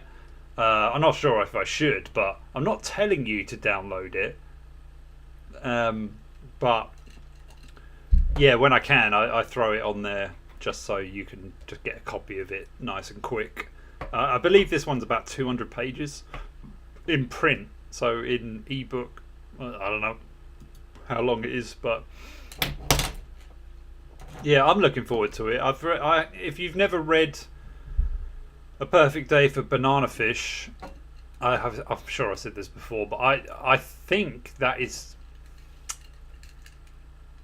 It's definitely one of my favourite short stories, if not the favourite, to be honest. I think it's perfection, almost. But yeah, great story. And apparently this one, I won't spoil too much, but this one kind of is like a short story and then a novella, which is intriguing. I'm kind of like, okay. So I'm looking forward to it. I don't want to know anything else going in. Yeah.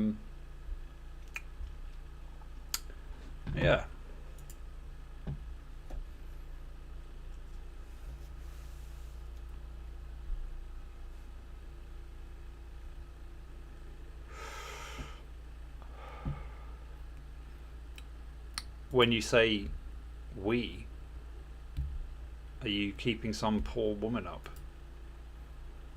to watch this?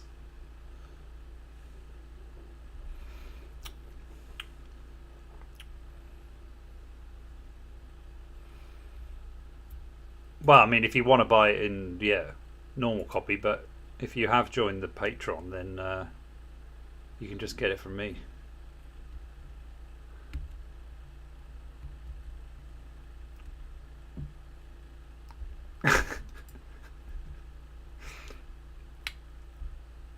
I don't dish out the finger unless the wheel tells me to. On a very rare, seldom occasion would that happen. So you got to realize, you got to see the blessing of receiving the finger.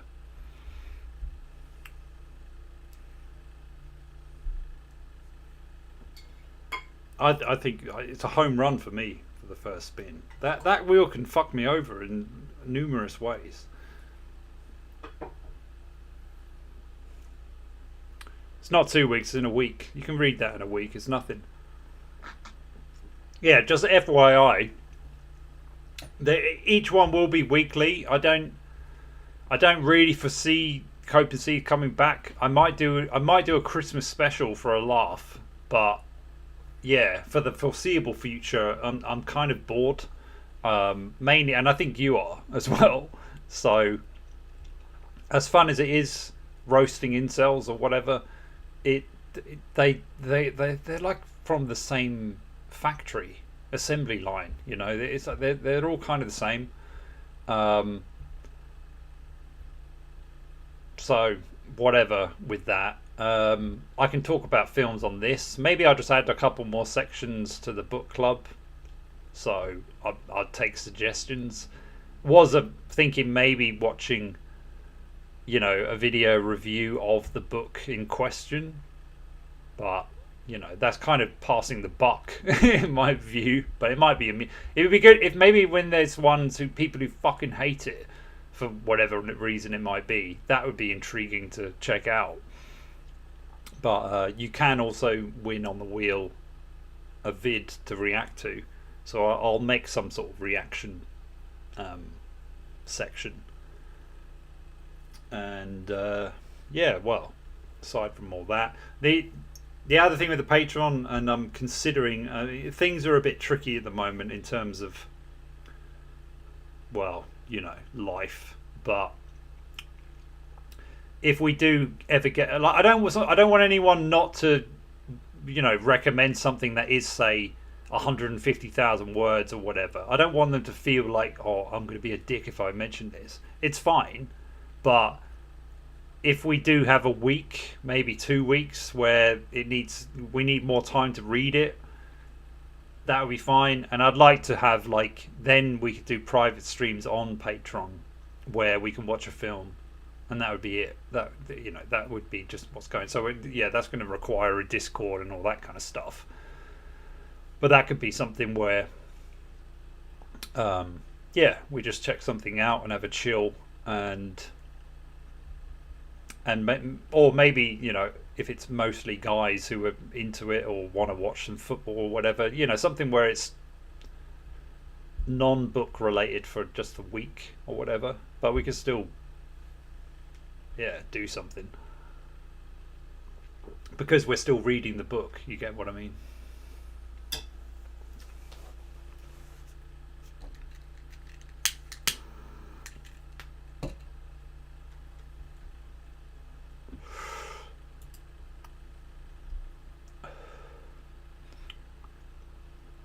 That you're a true fan.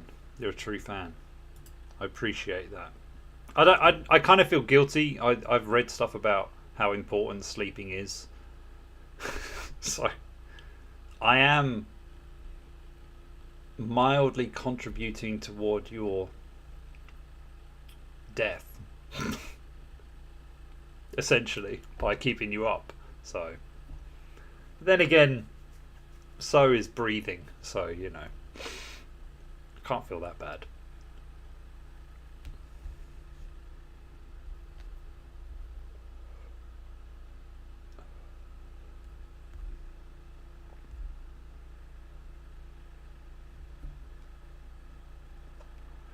Let's go. What are you talking about? You're trying to fool me.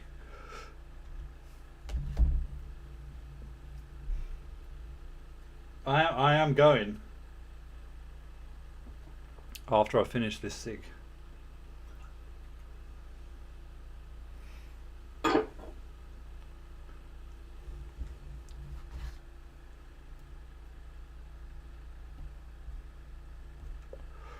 Or I'll wait until 10. Then I'm off. Alright? If you got any questions or whatnot, let me know.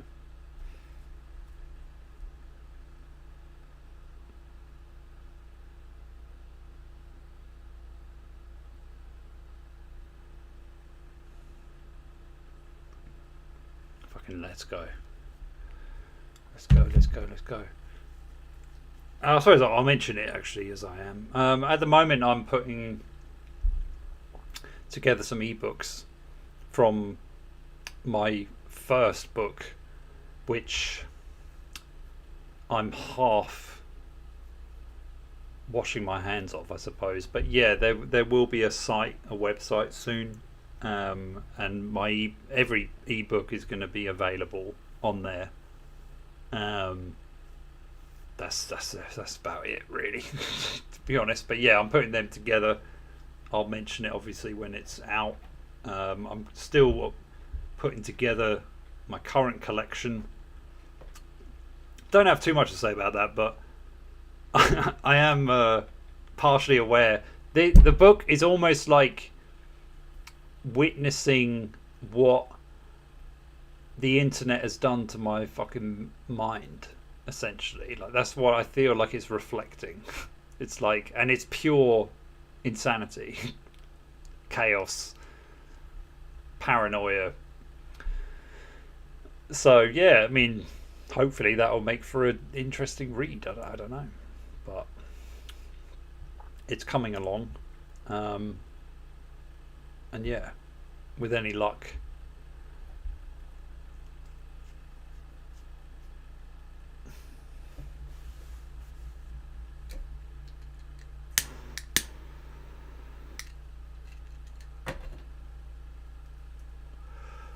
I'll be able to put it out there as planned, but I'm not quite sure. But yeah, whenever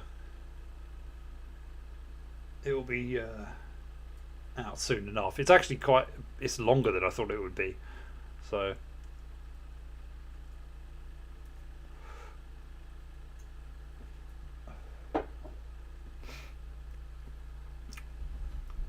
did I read the blurb of 1982 Janine?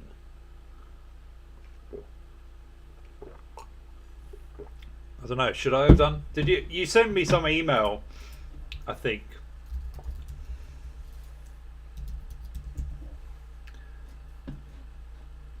the day after last week's stream, but I mean I took offence basically, because it's like you're pitching books. You're not on the Patreon. You're not sending any donations. So I think it's the height of hubris to be sending me books. I mean, if you're just recommending it to read, that's fine. I'll read the blurb.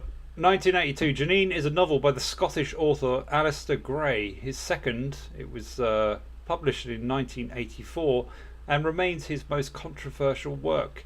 Its use of pornography as a narrative device attracted much criticism, although others, including Gray himself, consider it his best work.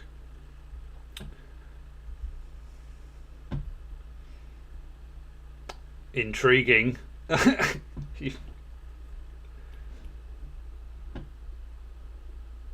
can't believe there's one you know that it's got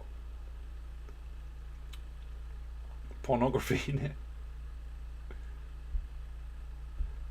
Jock McLeish, failed husband, lover and businessman, is alone in a hotel room, drinking whiskey, fantasizing about sex and contemplating suicide. Wow, it sounds like it was written about me, let alone for me. So, yeah, I mean, if anyone wants it in...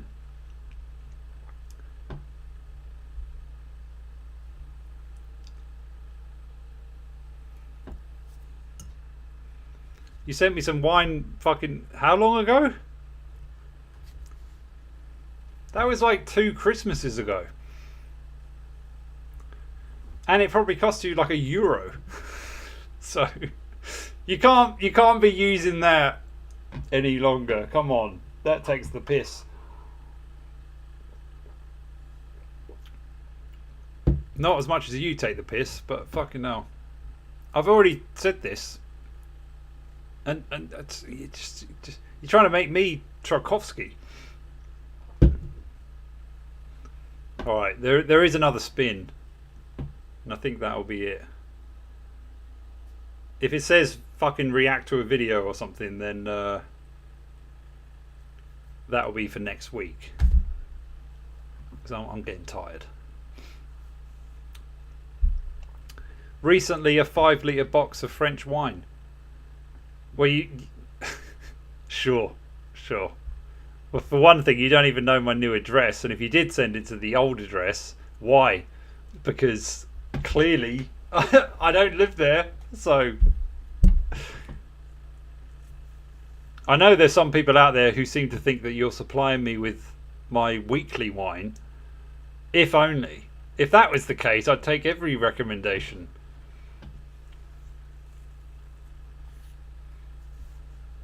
I love it. You bring this argument up and it's like you can become a patron for $1. That's like 70p a month. Like, I don't understand you people. I really don't. Like, I can't. There's no logic to you at all. Oh, I can't do it because I'm in this. No excuses. It's all bullshit.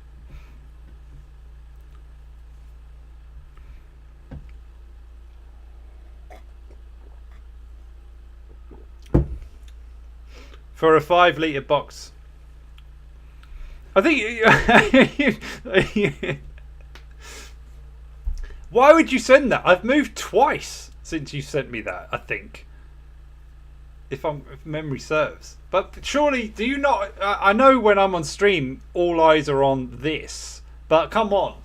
The whole fucking room has changed, like, magically. What do you think? It just magically morphed? What, I got refurbishment in and I decided to add a fucking... border on the top of the... What? I don't understand.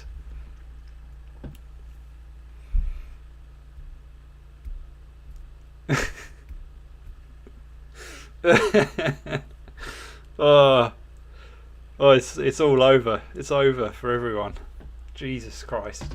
What a world. It's like fucking... I need to get out of this country. Seriously. I fucking hate it here. Shithole. I always hated it. Everything about it's just fucking rotten. My room still looks the same. It's a different colour, for one thing.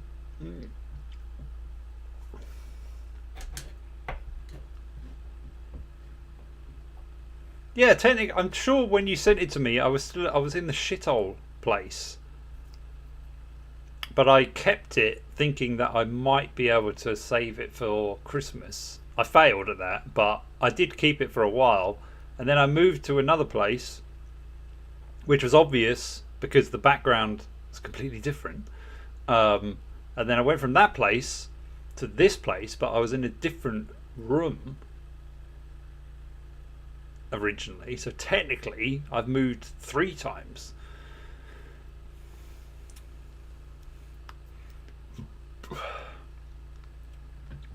Unreal. I mean, I know you're not seeing everything in the room and all of that, but fuck me.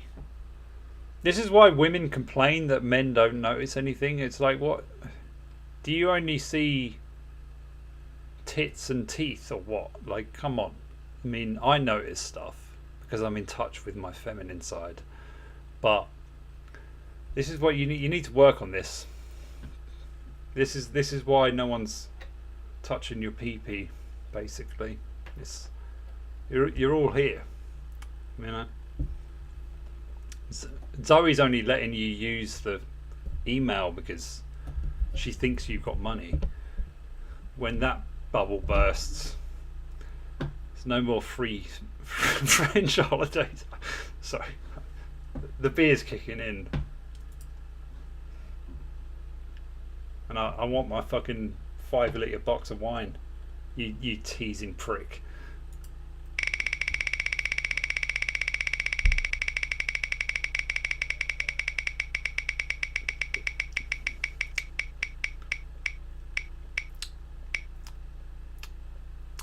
Oh, you've won a free... Well, double jeopardy, I would say here, because you've already got a copy of Heather.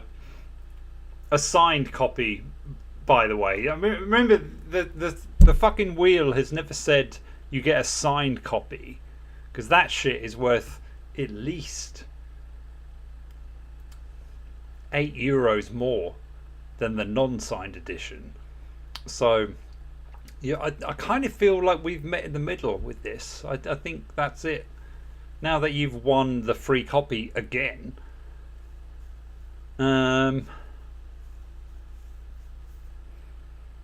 or maybe you should have another spin.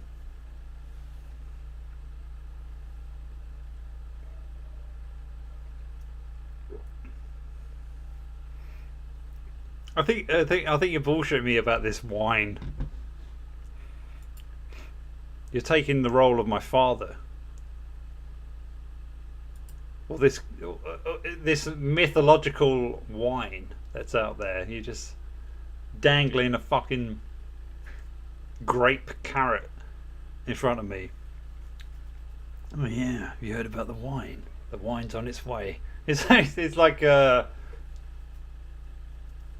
that fucking novel? The Tartar Steppe. It's like you're promising me something in the future sometime. Like it's gonna happen. Just keep buying a ticket. It's gonna happen. Oh no, there's complications. Oh, they sent it back because I sent it to the wrong address. Didn't realise you'd moved, even though I've been watching you for fucking how many of years. And obviously the background has changed multiple times. But I'm just gonna pretend. Just, I mean, here's a free one. There's the finger. You could stick your wine. It wasn't that good anyway, even if it was from France. I've had better. Yeah, I've had way better. What you probably did is kept the good bottles you had, and then bought some plonk off the, out of some bucket, poured that in, sealed it up, sent me that. And then you were like, oh yeah, that's a Bordeaux. That's a Bordeaux you're drinking there. That should keep me able to tell you what to do for the next 10 years. It's no wonder you work in criminology, by the way. I mean, you genius.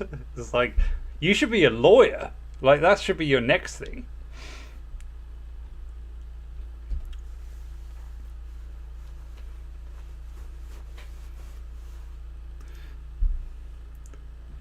Painbow's suddenly become a pimp. Just give me $1 a month, mate. That's all. That's all I need. What, you think I'm going to put my address on my website? Yeah, please. I want random people I've never met to know exactly where I live, to be able to put it into Google Maps.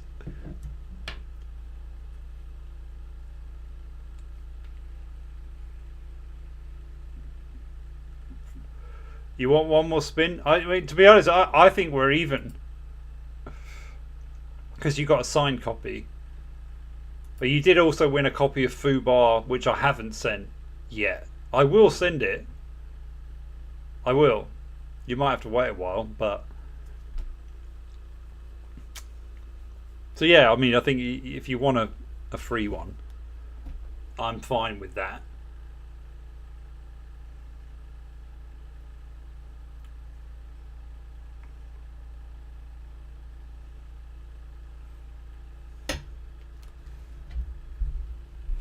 Oh, he's got a point. He's seen the crack.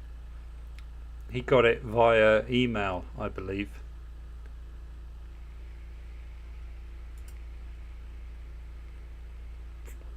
Or probably that. Maybe I didn't actually realise how he figured out.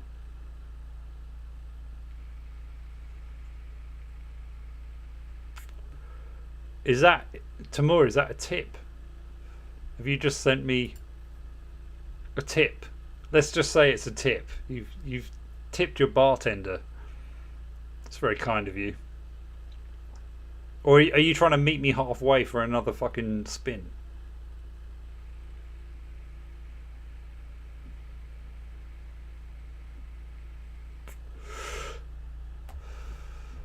Alright, I'm going to piss and I will have a glass of wine.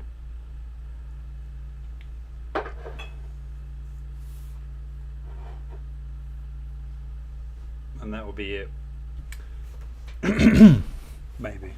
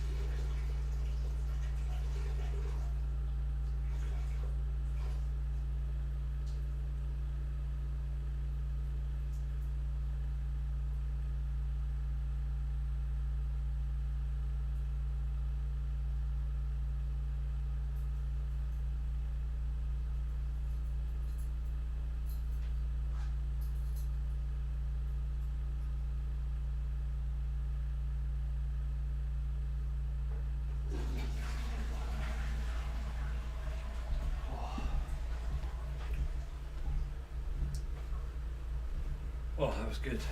That was good. Enjoyed that.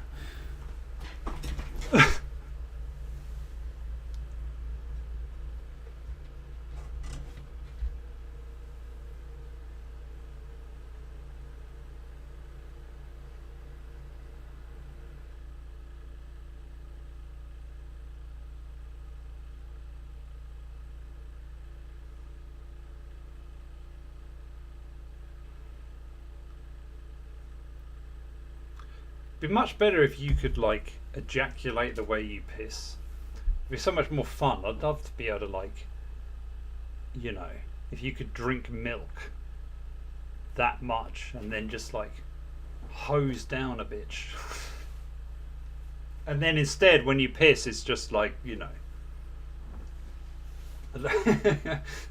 It's a cope and seethe stream again, like, I can't help myself. There was one thing I was going to say.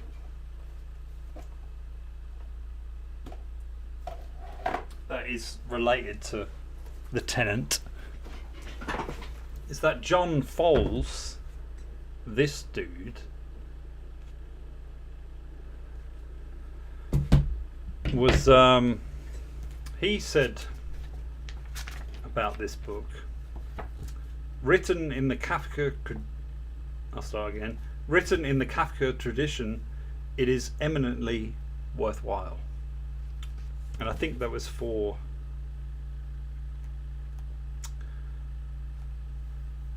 I don't know, whatever it was for, I don't know.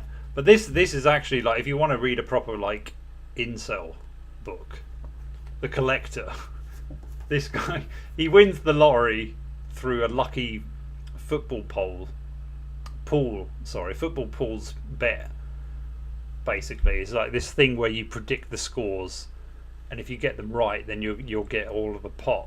And he wins this, and his first thing is like, okay, with this money, I'm going to buy a house in Lewis, very near where I am, and and I'm going to abduct this bitch I've been like obsessed over for ages, and I'm going to lock her in a room, and I'm going to keep her there until she falls in love with me. And that's the plot, basically. It splits halfway where we get the perspective of the woman, but yeah, good read. And I would say the film's pretty good. I think I've said this before. The film's like a good adaptation of it, a very, very respectful one. But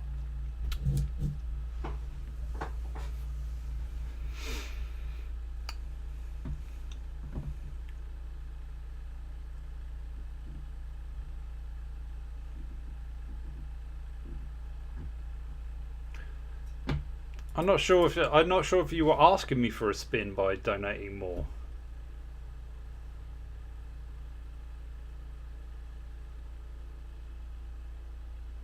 I thought you were just tipping me because, you know,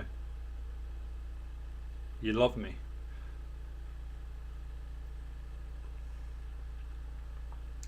Because I've done such a great job with the stream, you know.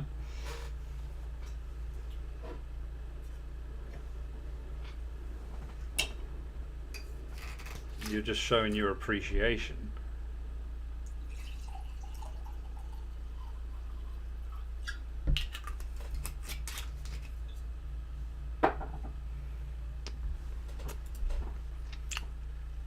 At the moment, paid ones, about 11. It's not many. But that's the reason I'm promoting it a bit more, because I feel like if I can get more people in, then it's going to make doing this shit more fun, you know, or even just more feasible. But I get why, I don't know, I mean, maybe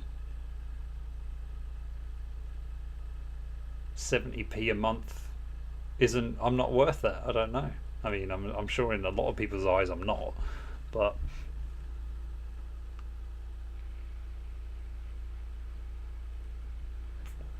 the thing is, I don't want to finish the bottle because I'll finish the glass I've made. I want to finish the bottle off stream, you know. And it's nearly match of the day, so, which I'm not really excited about because every fucking team you thought would win won, so same old shit really.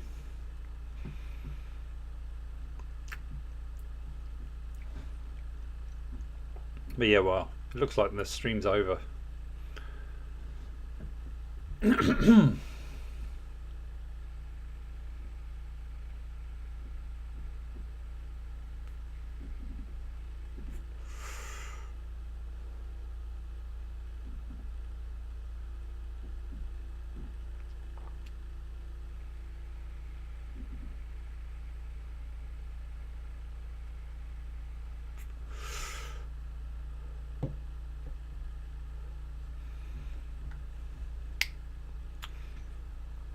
£64.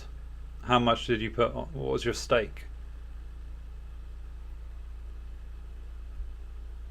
Did you just bet on like Arsenal, City, Liverpool? Can't remember who played. Who else played? I think Brentford maybe was where you made the money, because maybe they were only like 8 to 11 or 10 to 11, something like that. £3. That's good return. It's a nice return.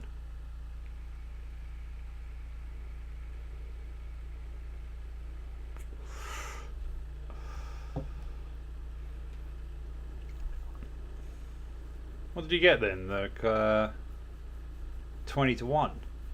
20. It's not quite that. It's a little bit better.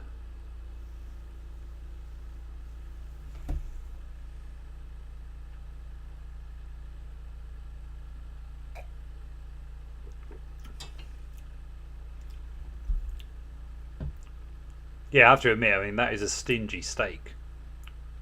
But then again, I mean, this guy doesn't want to pay me 70p a month. It's hard getting money out of him.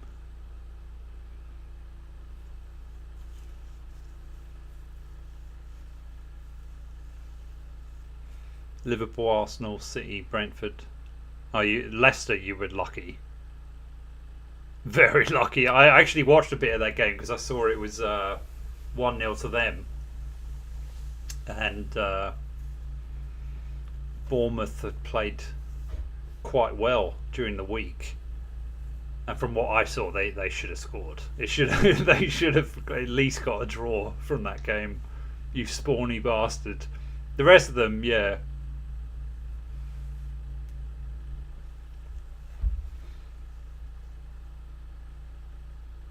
Oh, okay. You do a lot of ACCAs, do you?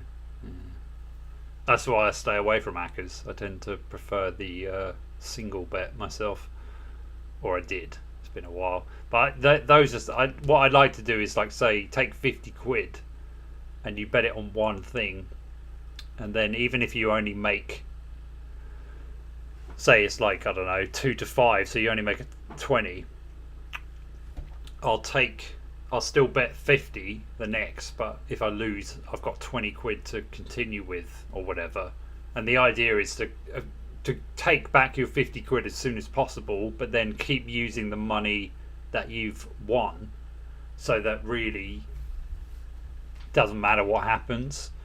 I did this a few times and I managed to like get it up to like 300-400, but then it was just like I could kind of do with the money. Like I was always like, because the idea for me would always be like, if you can actually do an ACCA but in the long term, so if you pick one where you really think that team will fucking win that easy, and regardless of the odds, you take the money you can get. But then really, if you took the 50 on the 2 to 5, you should be putting 70 on the next. See what I'm saying? But the first thing you should do is take back your 50 and then just start playing with their money, let's say. But it takes ball. I remember, I think I stuck it on a Chelsea game where they were only like 10 to 11, and I was just like, yeah, they'll win this one. And I put like 160 on it, and I just felt like, oh, this loses. And it didn't, it won. But after that, I was just like, I'm not going to put fucking 400 quid or something.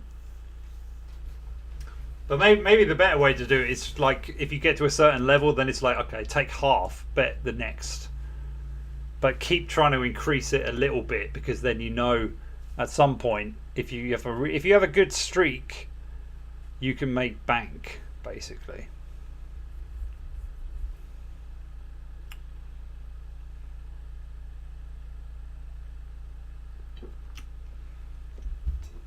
Yeah, the only thing with that tip is that obviously you could be like, okay, yeah, it's a good system, but then if you lose the 50 quid straight away, you're automatically 50 quid down. So it's like, fuck, you know. But I think that's one you just have to do it until you actually win, and then it's like, okay, say you double your money, just take it back. But getting even money odds on a football game is tough. Like that basically is saying most of the time that team will win, but you're still getting shit odds because there's also the draw, you know. So if you draw it, then you're fucked. The best bets to have are long-term ones, where if you can put a big amount of money on a team winning the league, or if you can, like the both teams score bet isn't bad, because I do think like there are weekends where there's just like it just happens, and if you can keep doubling your ante until it happens, you could have a really, really nice payday. But of course, you still got to, you know, put your money where your mouth is, and that gets tricky if you're doing the whole double it every week kind of thing, because shit's expensive. But yeah, I mean, exactly. You can't bet on United. Like United were a team that I would bet on in the past. Nowadays, I'm like, you'd be better off betting on them to do something fucking retarded, like go 2-0 up against Porto and blow it within like 10 minutes, and somehow get a draw even with 10 men. Like they make no sense. So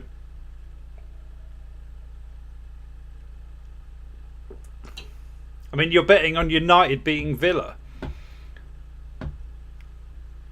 But then again, I don't know. I mean, yeah, that could happen. Like, who knows? I doubt it, but it could happen.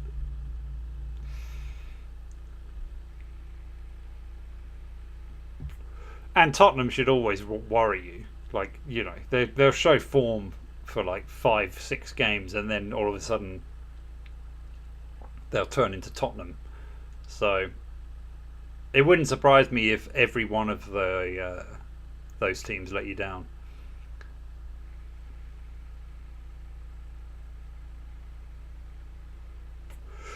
But you're getting good odds. Goodish, I suppose. What are you getting? Like it's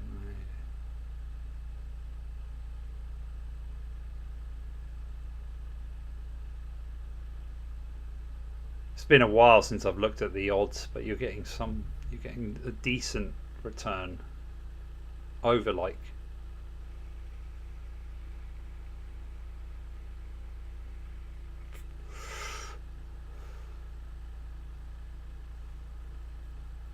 you're getting 9-1 basically.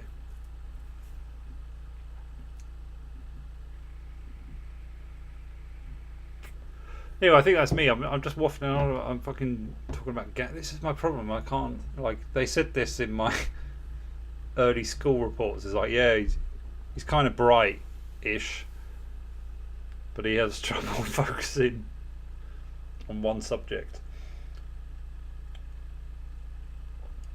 Fuck off.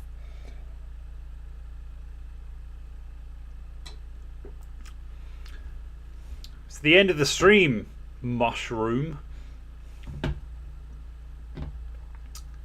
Yeah, it's been fun. I've been enjoying it. Yeah, read Franny and Zooey for next week. Join the Patreon. That's all I can say. If you want to recommend a book, that's how you're going to jump the queue at the moment. We've got this one. If you join it now and you tell me what you want to read, your book will be next, basically. If you don't, I'll pick one. Yeah, that's how it's going to work from now on. So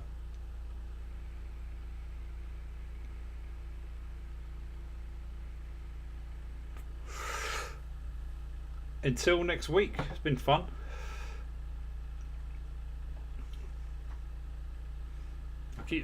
I'm thinking I'm going to say something profound, but I'm not. I don't. I really don't. I'll see you soon. Thanks for watching. I've enjoyed this one. It's been fun. So let's keep it going. I mean, you know, next week at least. Until then, goodbye.